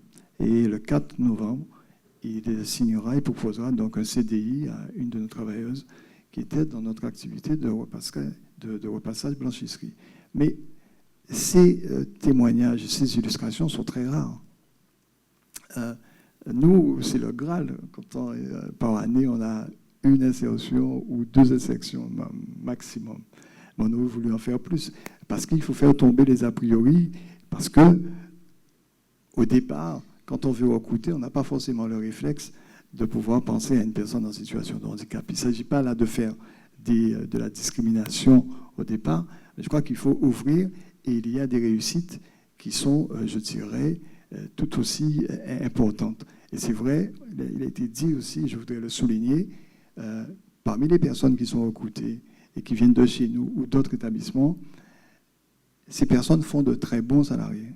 Ces personnes sont très consciencieuses de montrer ce qu'elles savent faire et le parcours de vie qu'elles ont eu leur permettent justement d'avoir cette envie de bien faire et cette envie de garder leur emploi.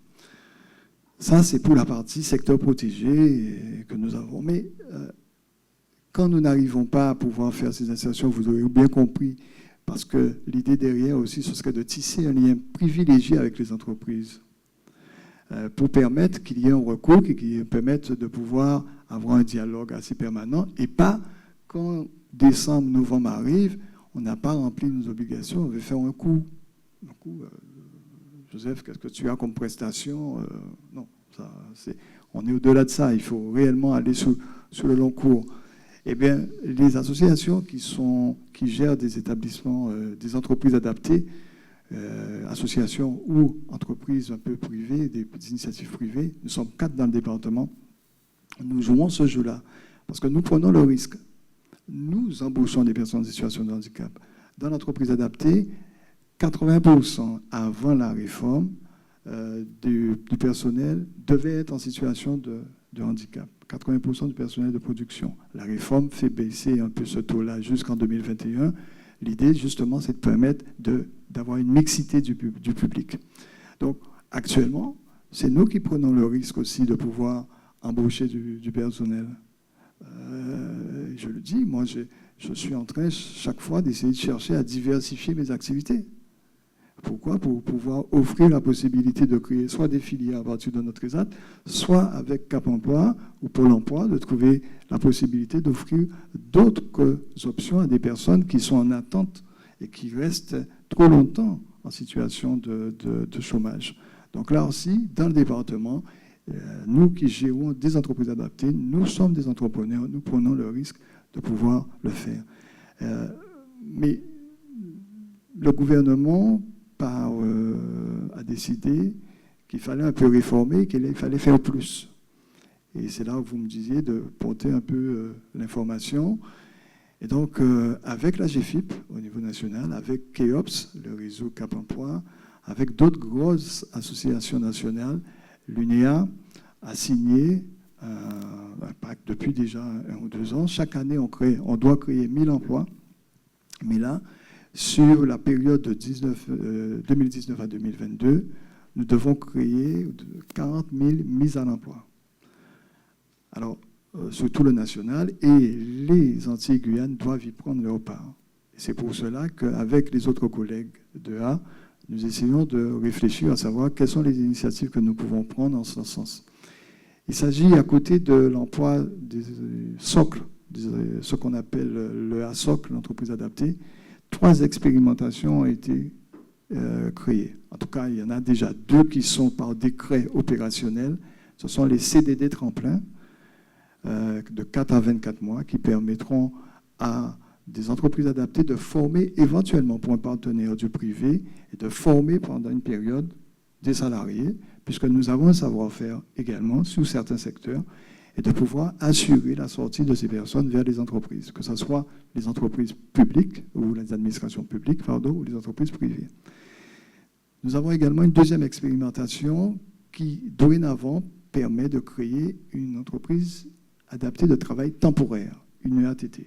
Les décrets sont parus et dans le département de la Guadeloupe, nous réfléchissons, puisqu'avec la DIECT, il y a un comité local qui doit normalement superviser toutes les initiatives et après faire remonter les demandes. Donc ça, c'est la deuxième expérimentation. Et je vous disais, nous réfléchissons à voir comment nous pourrions nous mettre ensemble afin aussi d'aller vers cette initiative. Et la troisième expérimentation, dont les décrets devraient paraître, ça a pris du retard, mais sûrement en début 2020, c'est une entreprise pro-inclusive. L'entreprise pro-inclusive, en d'autres termes, c'est une personne valide embauchée pour une personne en situation de handicap embauchée. 50-50. Donc voilà un peu les trois axes qui doivent nous permettre à un moment donné de faire le bilan, de voir si on a atteint notre objectif de 40 000 mises en emploi. Mais je voudrais souligner, mais pour cela, nous devons aussi faire l'information. Vous me donnez l'avantage ce matin de pouvoir porter celle-ci auprès de l'auditoire, mais avec la GFIP et avec d'autres partenaires, le 10 octobre commence un tour de France des régions et l'étape des Antilles-Guyane, ce sera le 16 janvier et nous allons réunir tous les partenaires afin aussi de sensibiliser sur ce nouveau cadre expérimental. Voilà. Alors, question un peu... Voilà, provocatrice avant de passer la parole à la salle. Tout ça, vous êtes un spécialiste? Non, laissez-lui. Pourquoi il faut qu'il me réponde. Non.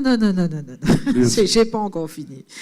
Donc, est-ce que tout ça va dans le bon sens? Parce que c'est vrai qu'on a l'impression, ça bouge, mais vous avez déjà, par exemple, fait comment on appelle ça, une évaluation des dispositifs précédents et puis regarder si ça va bien fonctionner ou bien Parce que là, ça paraît, effectivement, on va sortir des décrets.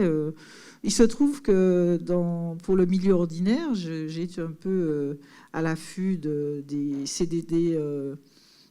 non, c'était quoi? C'était, en tout cas, des CDD pour... ça n'a pas beaucoup marché, quoi. Donc, qu'est-ce qui fera que pour les personnes porteuses de handicap, ce sera mieux? Écoutez, vous avez entendu, M. Alexis tout à l'heure a donné des chiffres, Madame la députée également, le directeur général. aussi à souligner. Il fallait donner une impulsion. C'est vrai que sur le territoire, on observe que les entreprises ne jouent pas forcément le jeu. Les personnes en situation de handicap sont touchées par une période qui est double en termes de période de chômage par rapport à une personne normale. Et les dispositifs existants, avec en tout cas le Cap Emploi qui fait un véritable travail aussi, hein, il faut le souligner, parce que ce sont des acteurs qui sont là en prévention souvent pour permettre justement aux personnes de pouvoir garder leur emploi ou les orienter vers des établissements comme les nôtres, parce que les entreprises adaptées aussi servent à cela, mais aussi à pouvoir expérimenter. Moi, je peux vous dire que en 2012, je prends la décision, validée par le conseil d'administration, de créer une nouvelle activité, un centre d'appel. Je prends le risque, je n'avais pas encore de clients potentiels, en tout cas de gros clients. Il s'agissait simplement pour nous, à un moment donné, de pouvoir rerouter des appels qui venaient de France. Donc les appels arrivent, on reformule, on demande aux clients de reformuler et les appels repartent vers la France. Opérateur de numéro court. Dans la foulée, la CAF, pour ne pas la nommer, lance un appel d'offres pour externaliser son plateau. À ce moment-là, qu'est-ce que nous faisons? Je n'ai pas la ressource. Je me dirige vers Cap Emploi. Madame Marie Custos, on dit super, ça va être une opportunité pour nous. Et nous faisons une POE. C'était la première POE, préparation opérationnelle à l'emploi. On essaie dans leur listing, ils choisissent un certain nombre de personnes. Il me faut des téléopérateurs et des superviseurs. On fait une formation. LB Développement, M. Obia est dans la salle, nous accompagne à la formation. Et tous les partenaires se mettent en place. Tous les partenaires agissent pour voir dans quelle mesure on peut faire, je dirais, naître ce projet. Pendant 3-4 ans, les opérateurs que nous avons positionnés à la CAF opéraient tous les appels Guadeloupe, Martinique, Guyane. Parmi les agents, le meilleur agent de France fait partie de ces agents-là. Donc, agent Agipsa opérant à la CAF. Par ailleurs, spécifiquement sur cette activité, on a connu une hausse et on connaît encore un taux d'absentéisme. Jusqu'à maintenant, j'avais que des ouvriers espace vert. J'en avais 30. Ils venaient de l'ESAT. Quand ils étaient absents, c'était vraiment qu'il y avait un problème. Du jour au lendemain, avec des salariés de notre niveau, mais qui avaient d'autres problématiques, il fallait faire aussi avec ce taux d'absentéisme. Donc, ce n'est pas forcément évident. Le client, lui, il me dit, Monsieur Lambeau, ça chute, mais ils ne sont pas là. Il a fallu que je prenne, il y a 2 ans, la décision de recruter des personnes supplémentaires pour compenser au cas où. Mais pour répondre à votre question, les dispositifs existent. On nous demande de faire encore mieux et de trouver les réseaux nécessaires pour pouvoir, je dirais, réussir les essais. Et c'est ça, je pense que tout un chacun, on essaie de contribuer. Il faut innover, il faut être audacieux dans les dispositifs pour pouvoir les mettre. En tout cas, on va appeler de nos voeux pour que la Guadeloupe, on puisse initier aussi des choses, je dirais, spécifiques et qui soient innovantes pour nous permettre de réussir. Merci beaucoup. J'entends innovation, j'entends adaptation, et puis j'entends de ne pas hésiter de tordre un peu le bras et le cou au texte s'ils sont un peu trop contraignants. Donc ça me va bien. Oui. Je tenais à préciser, par rapport à ce que vient de dire M. Blombeau, qu'en fait, nous avons des centres de formation compétents en la matière en Guadeloupe, et je pense que c'est aussi le cas en Martinique et en Guyane, probablement, qui jouent le jeu. Et vous voyez, comme l'a dit M. Blombeau, on a réussi à sortir le meilleur téléopérateur. Voilà, je cherchais le mot précis. Téléopérateur de France. Donc c'est qu'au niveau de la formation, il y a de vraies valeurs ajoutées et nous pouvons nous appuyer sur nos centres de formation et notamment, comme vous donniez l'exemple de LB Développement, mais bravo. Donc, il ne tient qu'à nous de pouvoir pousser le curseur du bien faire ensemble. Je suis convaincu que si tout le monde joue le jeu, on pourra ouvrir un petit... Comme vous l'avez dit, on ne peut pas malheureusement employer le plus grand nombre, mais la matrice à la base, elle doit être celle-là. Rendre accessible une activité professionnelle, c'est pouvoir au départ former intelligemment, mais de manière qualitative, la personne à pouvoir apprendre un métier et accéder plus facilement à l'emploi. Merci de ces précisions, Fabrice. Maintenant, on ouvre le débat. Alors, première chose très pratique, y a-t-il des micros? Oui, il est là-haut. Donc, n'hésitez pas à... Vous avez eu ces 4 témoignages. Ils sont riches, ils sont denses, ils sont voilà, très, très, très frais et très opérationnels. Donc, si... qui ose la première question? Où est-elle? Où est le bras qui se lève? Il est là, le bras qui se lève. Le micro arrive jusqu'à vous.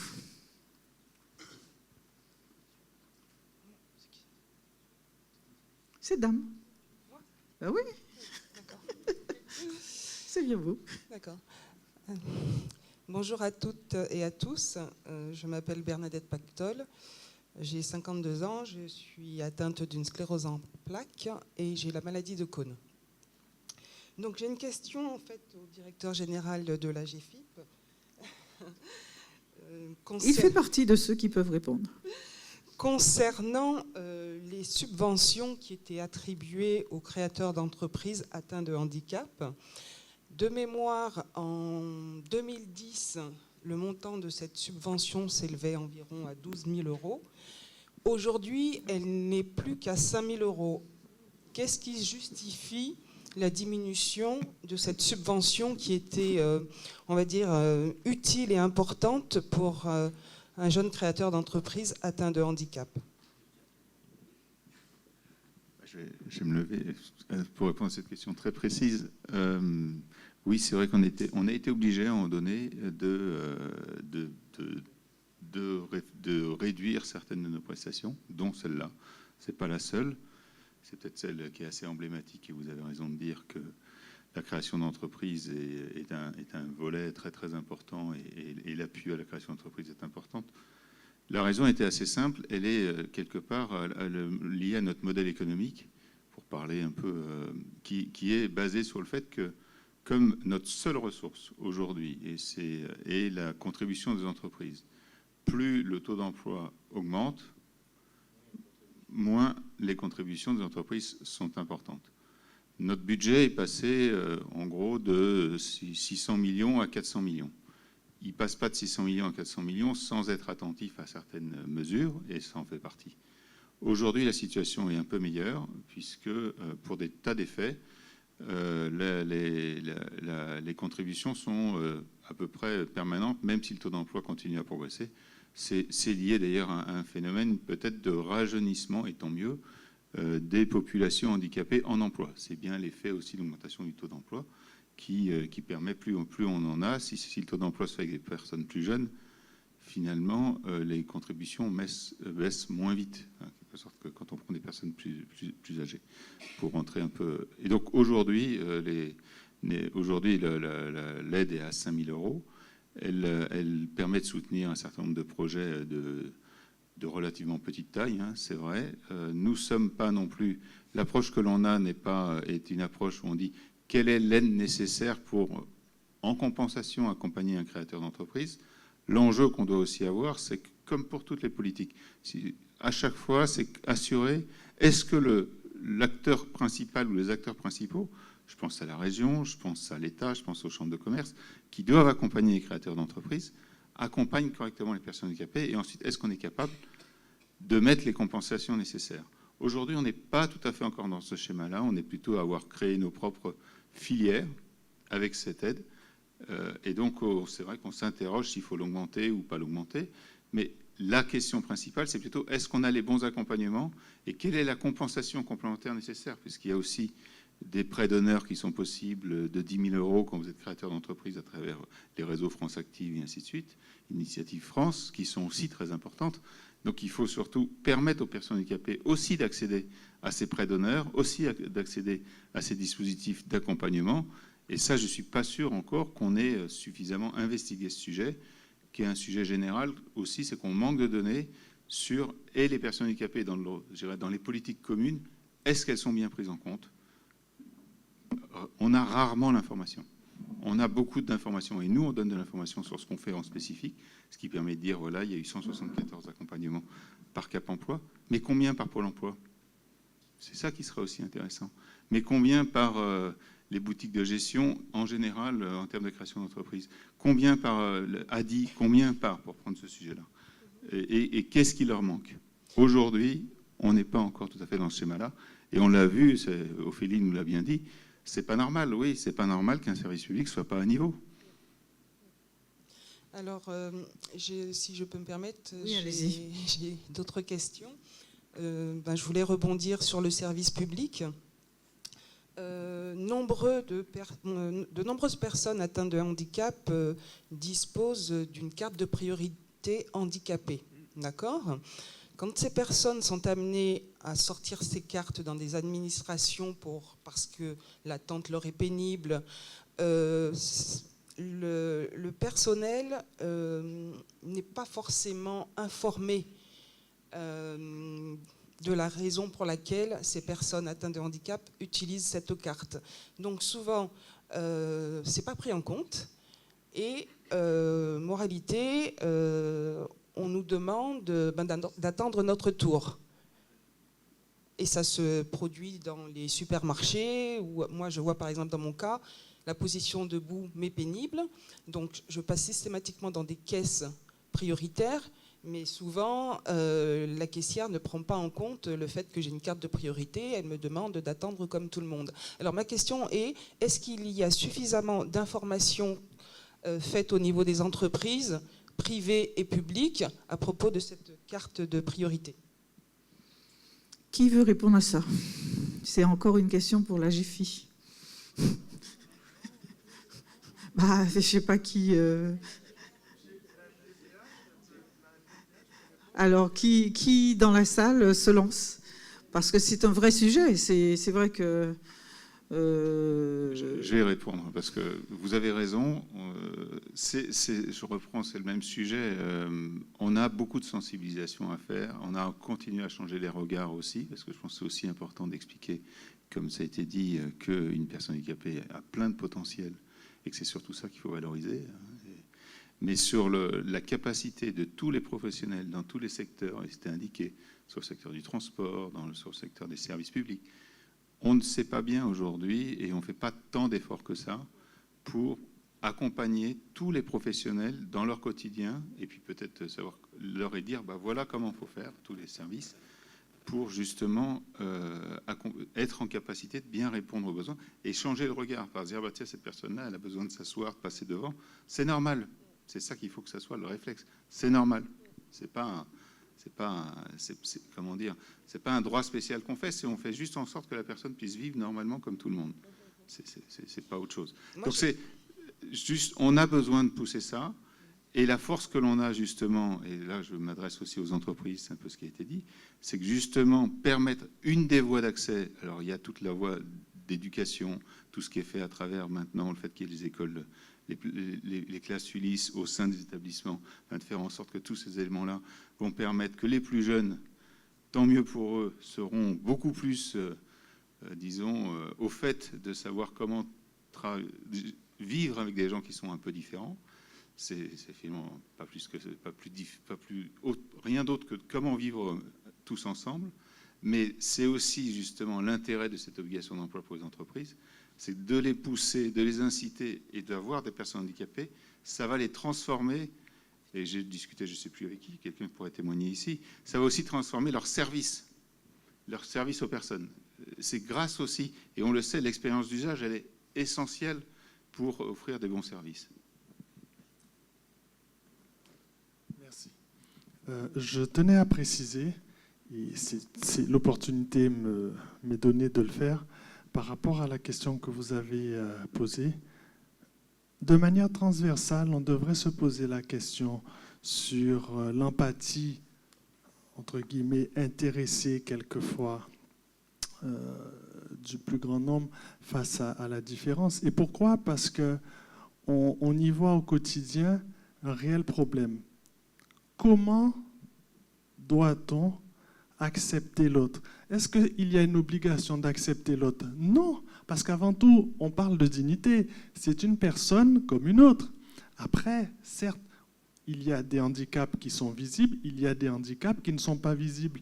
Mais de toute évidence, quand on voit dans notre quotidien social la manière dont se comportent les personnes, par exemple, sur des files d'attente en termes de priorité, on peut également être en droit de se dire, mais comment me perçoit le collègue qui est juste à côté, alors que j'essaie juste de travailler. Et quelquefois, c'est pour ça que tout à l'heure, dans mon témoignage, je parlais de risques psychosociaux. On ne prend pas la mesure que la personne, malgré sa différence, il faut la laisser évoluer parce qu'on lui a donné, quand bien sûr c'est le cas, toute l'expertise d'un ergonome pour pouvoir évoluer en toute autonomie. Et il devrait y avoir plutôt, je pense, un échange intelligent et non un échange de compassion. Ça reste une véritable matrice pour faire de l'accessibilité professionnelle quelque chose qui va s'inscrire dans la durée. Et c'est de cette manière qu'on change le regard dans le champ de potentialité de ces personnes-là. Parce que ce sont avant tout des personnes, c'est pour ça que je parlais aussi tout à l'heure de dignité, et en l'occurrence dans nos départements d'outre-mer, nous avons ces difficultés qui sont souvent liées à des schémas de croyances. Et ces schémas de croyances sont limitatifs, c'est souvent pour moi d'origine magico-religieuse, etc., etc. Bref, mais cela rapporte au fait surtout qu'avant, on cachait la personne en situation de handicap. Donc, allez faire comprendre aux gens aujourd'hui, mais ce sont des personnes comme tout le monde, donc laissez-les vivre. Non, on les cachait.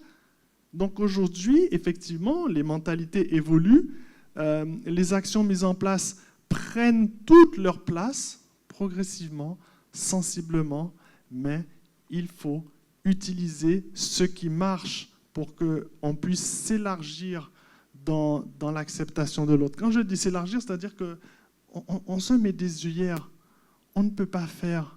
Mais si on peut faire, vous avez des directeurs, des chefs de service qui ont envie d'accompagner la personne, mais qui ont l'intelligence, mais surtout le bon sens de dire « mais ça ne va pas ».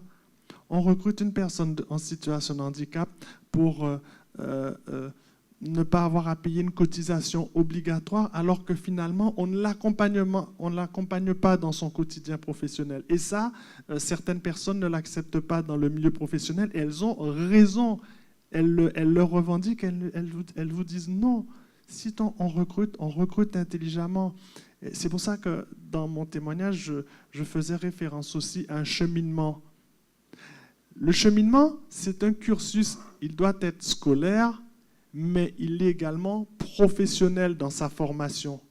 Et c'est d'autant plus formateur que cela nous rappelle que quand vous avez des personnes qui ont l'intelligence de vouloir vous accompagner parce qu'on considère que vous êtes un champ de potentialité, vous êtes une valeur ajoutée, on ne va pas regarder votre différence, on ne va pas regarder encore plus votre handicap, même quand il n'est pas visible.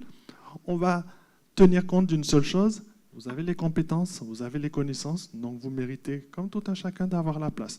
Au-delà, dans l'absolu, de considérer que la personne porteuse de handicap, bien souvent, a un niveau de qualification moindre.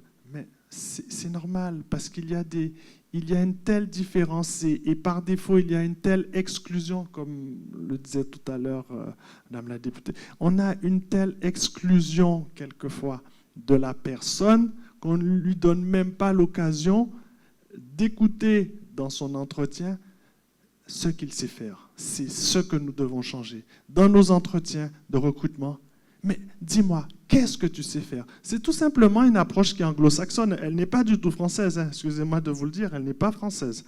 Mais qu'est-ce que tu sais faire avant de prendre en considération, ah oui, ben, il a un handicap, comment on va faire? Pour nous, c'est une contrainte. Fabrice. Non, qu'est-ce qu'il peut faire?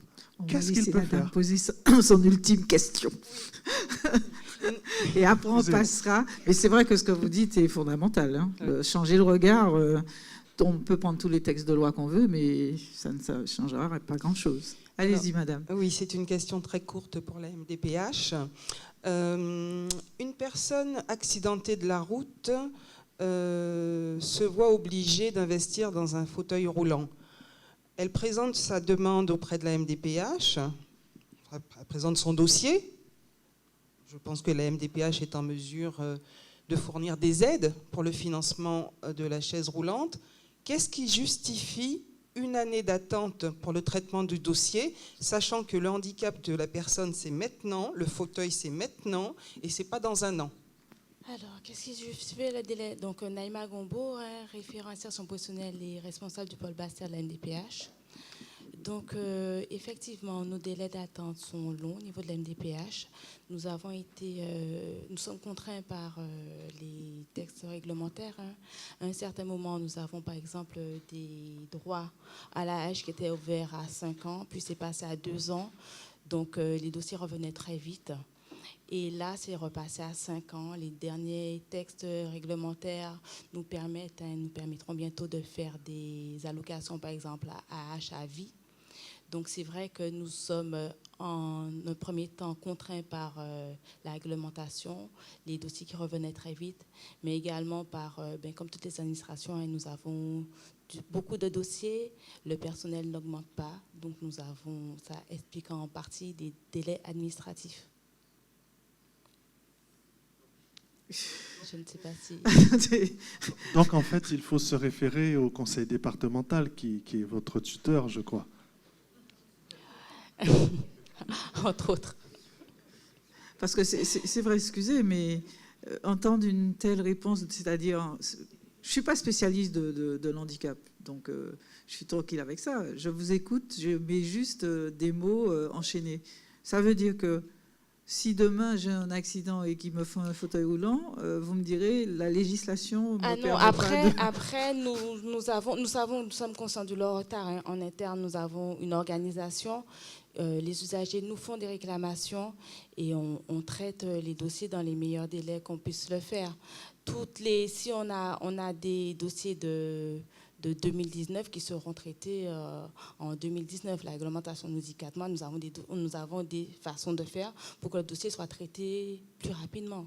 Bien sûr, nous sommes conscients des situations des usagers, donc nous faisons au mieux et au plus vite pour traiter les dossiers. Mais nous sommes également conscients de nos retards. Mais en interne, nous avons des procédures mises en place pour. Très bien. Donc Madame Vainqueur veut rajouter quelque chose. Oui, madame a dit un peu ce qu'il fallait, mais ce que je voudrais dire, c'est que la difficulté, c'est que sans dédouaner les MDPH, mais le fait d'avoir des dossiers, des demandes, par exemple, d'AH qui soient reconduits tous les 2, tous les 5 ans, véritablement encombrait le dispositif. Et il y a une mesure qui va être prise, le décret n'est pas sorti, mais de l'AH à vie, qui permet effectivement dans certaines pathologies, on n'a pas besoin de renouveler tous les 5 ans. La personne est handicapée, elle est handicapée toute sa vie. Donc ça permettrait véritablement d'avoir une diminution de ce nombre de dossiers, d'avoir une réponse plus rapide sur certaines demandes, puisque ce qui est plus grave, c'est qu'on a des ruptures véritablement de droits, puisque quelqu'un peut rester, pour moi qui suis un professionnel de santé et qui côtoie beaucoup ces personnes en situation de rupture, qui peuvent rester pratiquement 1 an sans couverture d'allocation handicapée, parce que le dossier n'a pas été traité. Donc la HAVI permettrait de résoudre ce problème. Je reviens sur l'importance, et surtout chez nous en Guadeloupe, de changer le regard des autres et de véritablement faire qu'il y ait beaucoup plus d'actions de communication, de sensibilisation de la notion de handicap. Je parle bien de la notion de handicap. Madame disait qu'elle a une pathologie qui, effectivement, lui donne une carte de priorité. Mais chez nous, le handicap reste un handicap qui se voit. Et là, personne, effectivement, ne peut savoir si elle vous voit qu'effectivement, vous avez cette carte de priorité. Et c'est pour ça qu'il faut absolument avoir des actions de sensibilisation, d'information, pour dire que le handicap, ce n'est pas seulement un handicap visuel, c'est celui qu'on voit, mais on peut être handicapé sans véritablement qu'on puisse le voir physiquement. Et je reviens sur cette notion et ça, vraiment, véritablement, il faut changer notre façon de voir les choses. Je crois que beaucoup de collectivités, sans le savoir, remplissent déjà les obligations légales de 6%. Pourquoi ? Quand vous regardez les textes qui gèrent la notion de reconnaissance de travailleurs handicapés, beaucoup de pathologies qui ne se voient pas, des maladies métaboliques permettent d'avoir cette reconnaissance de travailleurs handicapés. Et dans le public en particulier, moi je regardais ma collectivité à Trois-Rivières, il y avait énormément d'agents qui pouvaient relever de la RQTH, mais qui refusent quand vous leur en parlez. Pourquoi? Parce que la notion de handicap, ils ne veulent pas véritablement qu'à leur image soit adossée la notion de handicap. Et c'est pour ça que je dis qu'il faut véritablement changer le regard, faire que le handicap devienne, qu'on ne parle plus peut-être de handicap, mais d'adaptation d'un public particulier. Et cette notion de handicap, qu'on puisse véritablement l'intégrer dans notre vie de tous les jours et dire que la personne handicapée, la personne porteuse de handicap, c'est une personne comme nous tous. Et ça, c'est important. Parce que ne serait-ce que quand vous parlez à un agent de faire un dossier pour de RQTH, de reconnaissance de travailleurs, il refuse. Et j'ai été confrontée à ce cas-là plusieurs fois. Et je pense qu'il faut véritablement informer, sensibiliser, beaucoup plus qu'on le fait maintenant. Merci beaucoup de ces précisions. Monsieur, votre question. Vous n'avez plus de micro? Ah, il arrive. Bonjour, Michel Yatrides. Donc, je représente une société de portage salarial, donc c'est une modalité nouvelle. Et je voudrais rejoindre ce qui a été dit concernant l'adaptation de nouvelles formes de recours au travail de handicapés, pour dire qu'en fait, il ne faut plus voir l'emploi de la même façon, il faut changer son regard sur l'emploi et ne plus vouloir absolument créer des postes de travail, des emplois pour des handicapés, mais par contre chercher, comme l'a dit Fabrice, des activités accessibles. Et le portage salarial permet cela. Et donc, notamment, on peut jouer en circuit fermé, effectivement, répondre aux problèmes que soulevait Ophélie, c'est-à-dire permettre à tous les services publics d'accéder à un traducteur en direct dans l'année qui vient, je m'y engage, en s'appuyant sur des handicapés, puisque les handicaps ne sont pas tous les mêmes, et qu'un traducteur peut se former facilement quand son handicap est moteur, par exemple. Et donc, effectivement, c'est assez facile pour nous, et ça démontre ce que je voulais montrer en prenant la parole, qu'on peut créer de l'emploi simplement en changeant son regard sur l'emploi et sur le handicap, les deux en même temps. Voilà, c'était un témoignage et je suis disposé, je ne demande rien, je prends cet engagement pour la Guadeloupe et même au-delà. Donc, y compris des traducteurs avec créole. Merci de votre, en tout cas, une offre de service concrète et immédiate. Y a-t-il une autre question? Allô? Voilà, madame. Puis une suivante tout en haut.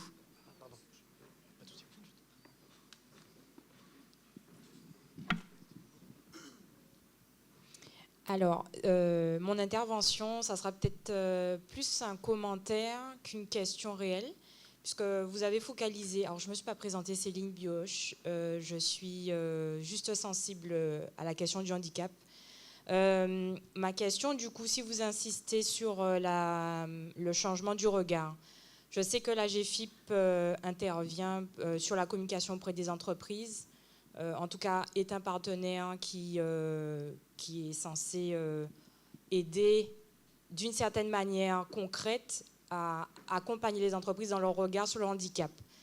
Je suis en Guadeloupe depuis 3 ans. Je ne vais pas cacher que je suis assez déçue parce que j'ai des personnes qui souhaitent travailler en Guadeloupe, qui aussi ont fait le choix de venir s'installer pour l'île, mais qui ne peuvent pas en fait avoir une situation professionnelle comme tout le monde. Il faut effectivement dans le quotidien des besoins, enfin il y a des choses spécifiques pour qu'ils puissent intégrer le milieu professionnel.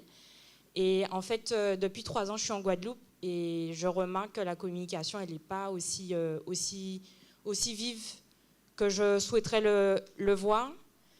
Pour que ces personnes-là aussi se reconnaissent et que l'intégration, quand on en arrive d'une grande ville, par exemple comme Paris, il y a des accès que nous, en Guadeloupe, on n'a pas. Donc, comment est-ce que, concrètement, quels sont les engagements pour que le regard change? Alors, je parle de la GFIP parce que je connais les actions de la GFIP, mais qu'est-ce qui va être impulsé réellement? Je pense qu'on a envie de sortir de cet espace-là avec des idées d'orientation avec des actions concrètes. Là, on a parlé du portage salarial. Voilà, moi, ça me parle.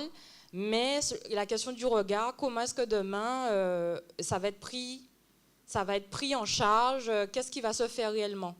Qui est-ce qui va s'en occuper? Enfin, voilà. Quels sont les engagements possibles? Alors, beaucoup de questions. Madame répond.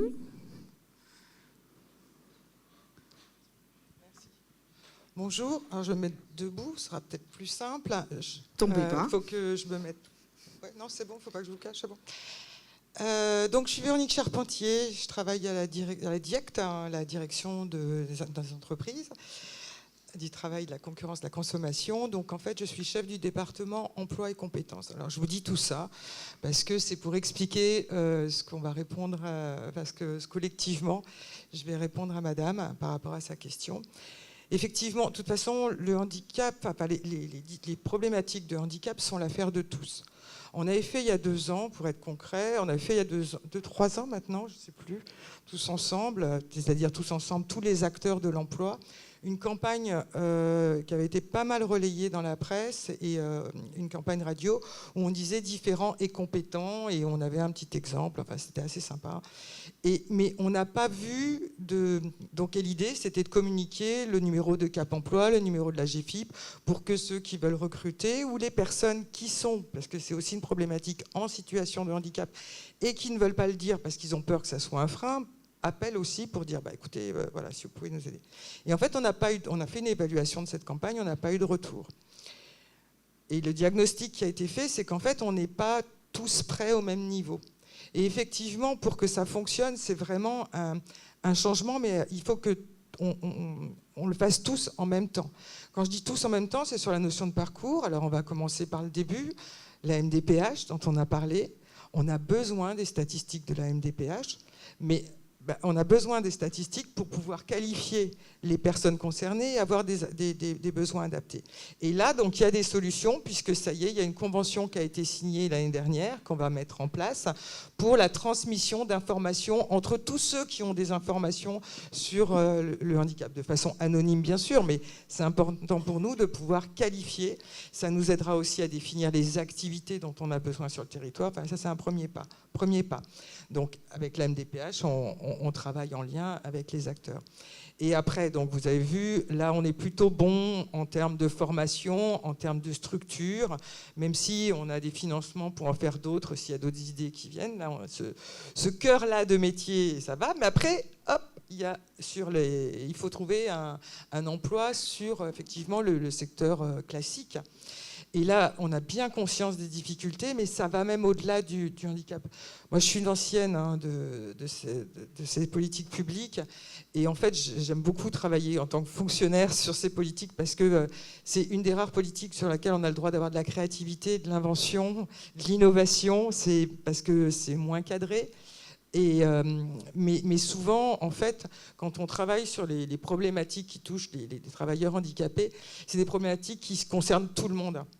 Et en fait, en Guadeloupe, il y a vraiment une difficulté globale sur la représentation des publics en insertion.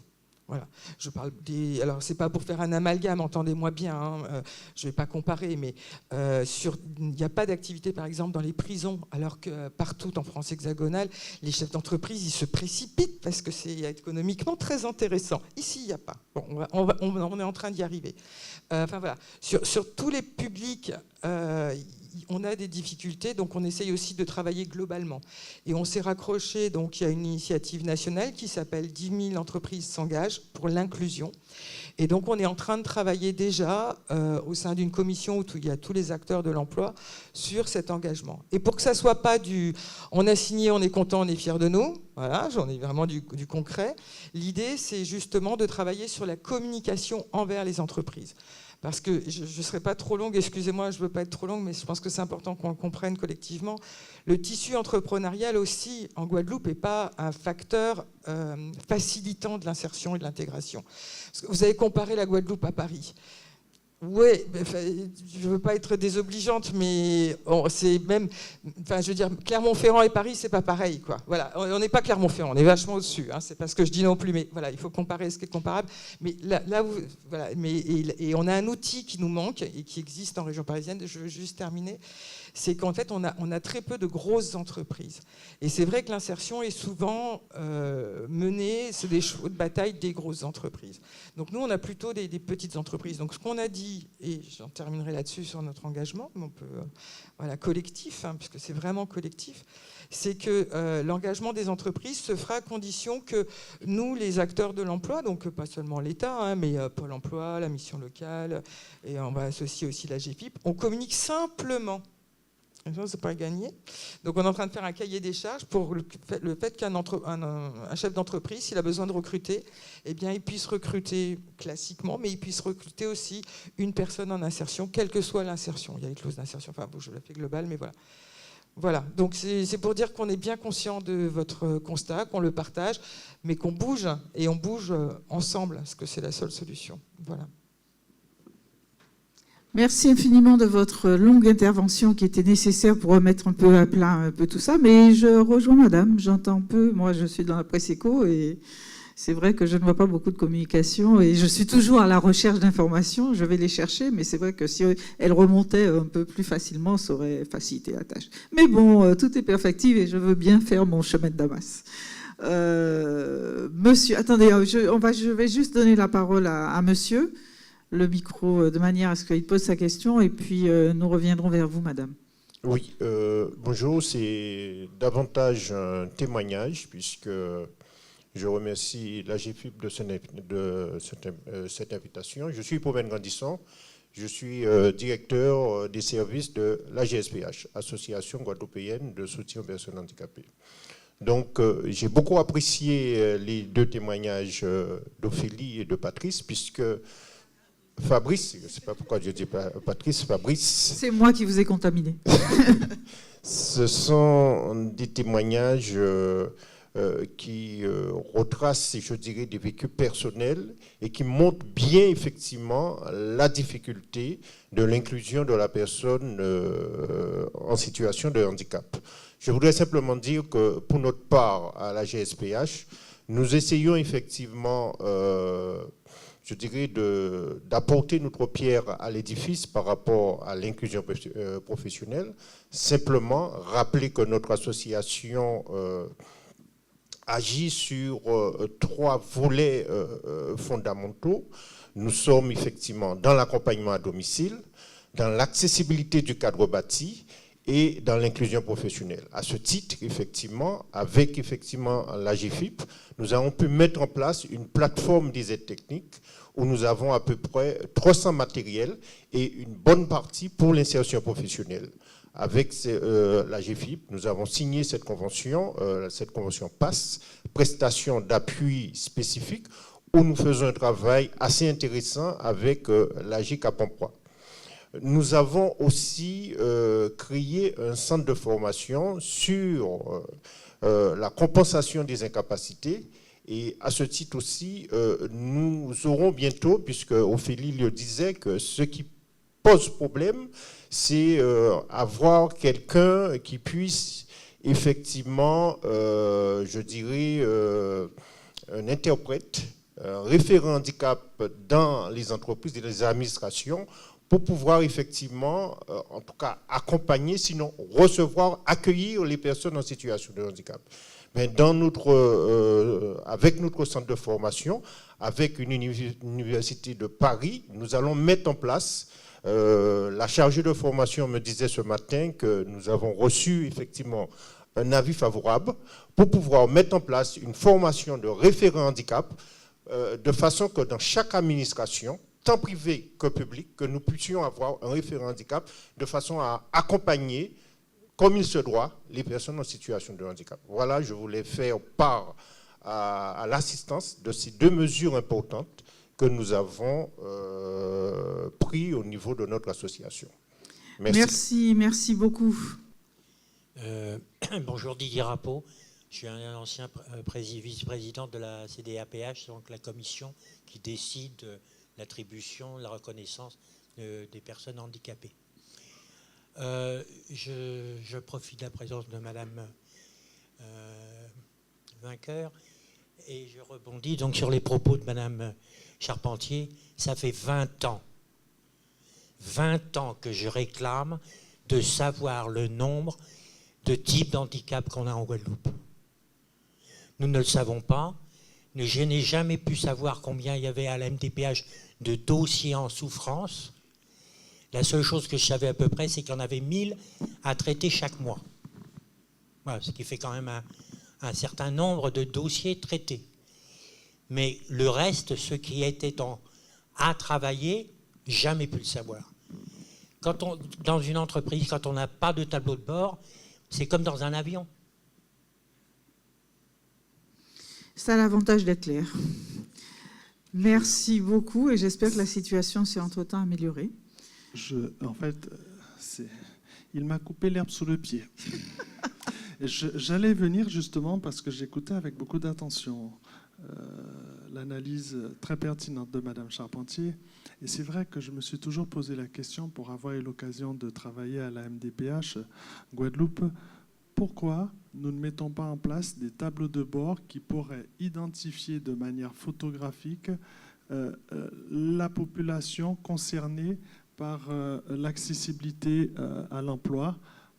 Bien sûr, on parle des personnes porteuses de handicap. Et en fonction du type de handicap, quelle serait la propension à pouvoir les accompagner sous la forme d'une formation adaptée, comme on en parlait précédemment. Et surtout, quel serait à ce moment-là le rôle politique du conseil départemental qui, je vous le rappelle, a la compétence des solidarités humaines et entre autres du handicap, de mettre en musique, mais surtout de valoriser les actions, parce que pour moi, de tout ce que j'ai entendu, de manière synthétique, je dirais qu'on a besoin de tous les champs de compétences. On ne doit pas les exclure. Et si je précise que le conseil départemental a sa place également dans la responsabilité des actions à communiquer sur les politiques à mener ou à mettre en œuvre sur le handicap, et comme le disait très bien M. Blongout, nous avons des actions qui se présentent sous la forme d'expérimentation, mais en fait qui sont nécessaires.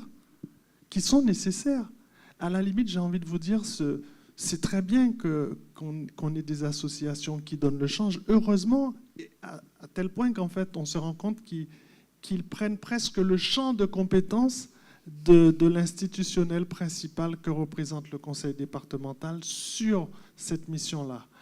Et on a un problème. On a un problème parce qu'il faut faire avec tous. On a besoin de tous les champs de compétences.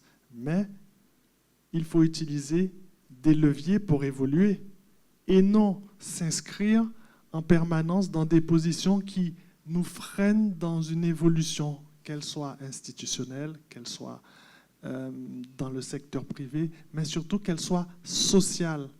Et ce n'est que de cette manière qu'on va pouvoir bousculer le regard sur l'acceptation de l'autre, le regard sur une évolution reconnue de la personne porteuse de handicap dans sa carrière professionnelle, mais ce qui lui permettra aussi de participer à son équilibre social en lui permettant d'avoir une vie sociale comme tout un chacun. Et c'est de cette manière qu'on pourra, j'en suis convaincu, retrouver plus de dignité pour la personne et nous imposer des actions concrètes et non des déclarations d'intention, comme je le disais tout à l'heure. Merci infiniment de cette chute. Alors, notre temps est pratiquement achevé, donc on prendra peut-être une dernière question s'il y en a une, mais en tout cas, s'il n'y en a pas, j'ai le regard circulaire et aucun bras ne se lève. Ma petite Ophélie. Je vais juste rajouter quelque chose. Tout d'abord, merci à toutes et à tous pour votre intervention. Et je vais réappuyer sur le projet que j'ai lancé.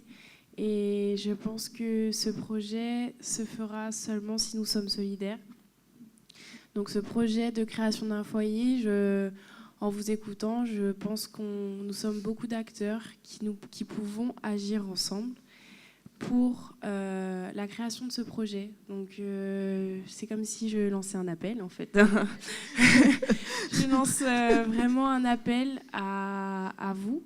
Voilà, vous êtes les représentants de toutes ces personnes en situation de handicap, et la population des sourds et malentendants a effectivement besoin d'être entendue, et malheureusement elle n'a pas la possibilité et la voix pour, et je suis ici pour cela.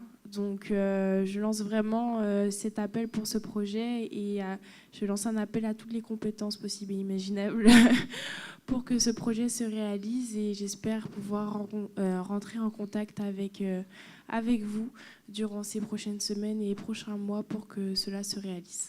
Merci à vous. Merci beaucoup Ophélie. J'adore la jeunesse, elle a le don de remettre les choses à leur place, c'est-à-dire qu'est-ce qu'elle vient de nous dire, messieurs, mesdames, qui êtes dans vos postes différents, coopérer. Et je crois qu'effectivement, si nous voulons, tant soit peu que le handicap, mais plein d'autres problèmes de notre société évoluent, il faut que nous nous mettions en coopération. Donc en tout cas, c'est le mot sur lequel je souhaite clôturer cette rencontre qui a été fort riche, où nous avons appris beaucoup de choses, où nous avons aussi exprimé des espoirs. Monsieur Essartier, si vous voulez nous dire quelque chose en conclusion, vu que c'est vous le grand opérateur de l'histoire. Merci encore. Non, mais merci à tous de vos témoignages, vraiment merci de vos contributions. Et puis on a entendu innovation, engagement, des éléments importants, voilà, d'aller dans ce sens-là. Je ne vais pas en dire plus parce que j'ai déjà pris beaucoup la parole et je m'en excuse. Juste pour finir, justement, nous approchons aussi de la Semaine européenne pour les personnes handicapées, qui est l'occasion aussi de mettre en visibilité, mettre en valeur, de coopérer d'ailleurs et de mettre en avant ce qui peut être fait, ce qui est fait, parce qu'il y a aussi des choses qui sont faites, et la communication, vous l'évoquiez, est importante. Donc nous approchons de la semaine. Nous avons d'ailleurs une opération qui est justement pour rassembler toutes les entreprises et tous les acteurs derrière un slogan activateur de progrès, qui est justement de se dire, voilà, il suffit de s'inscrire et après on peut s'afficher activateur de progrès pour dire, ben voilà, c'est possible, on souhaite le faire, il y a plein d'entreprises qui le font, et donc on se met tous ensemble à mettre en visibilité de tous, de ceux qui n'ont peut-être pas encore vu qu'ils pouvaient faire des choses, ou qui l'ont peut-être passé à côté, qui disent qu'ils n'ont pas le temps, alors qu'en fait ils pourraient avoir le temps. Et donc voilà, juste pour finir, un petit film, activateur de progrès, et vous proposer justement tous ensemble de travailler ensemble à améliorer les situations dans tous les domaines. Merci infiniment.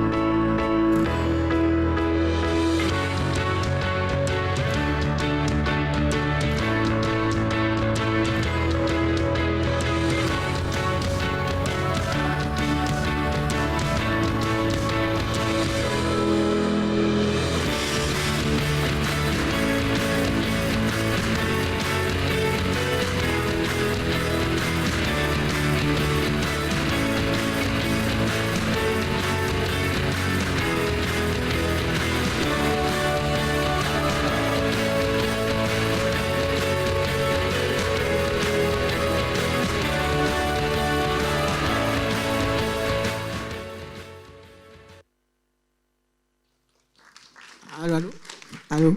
Voilà, ça y est. Encore merci. Et je suppose qu'il doit y avoir un petit instant d'échange juste à l'extérieur pour nous permettre de prolonger cet instant particulier.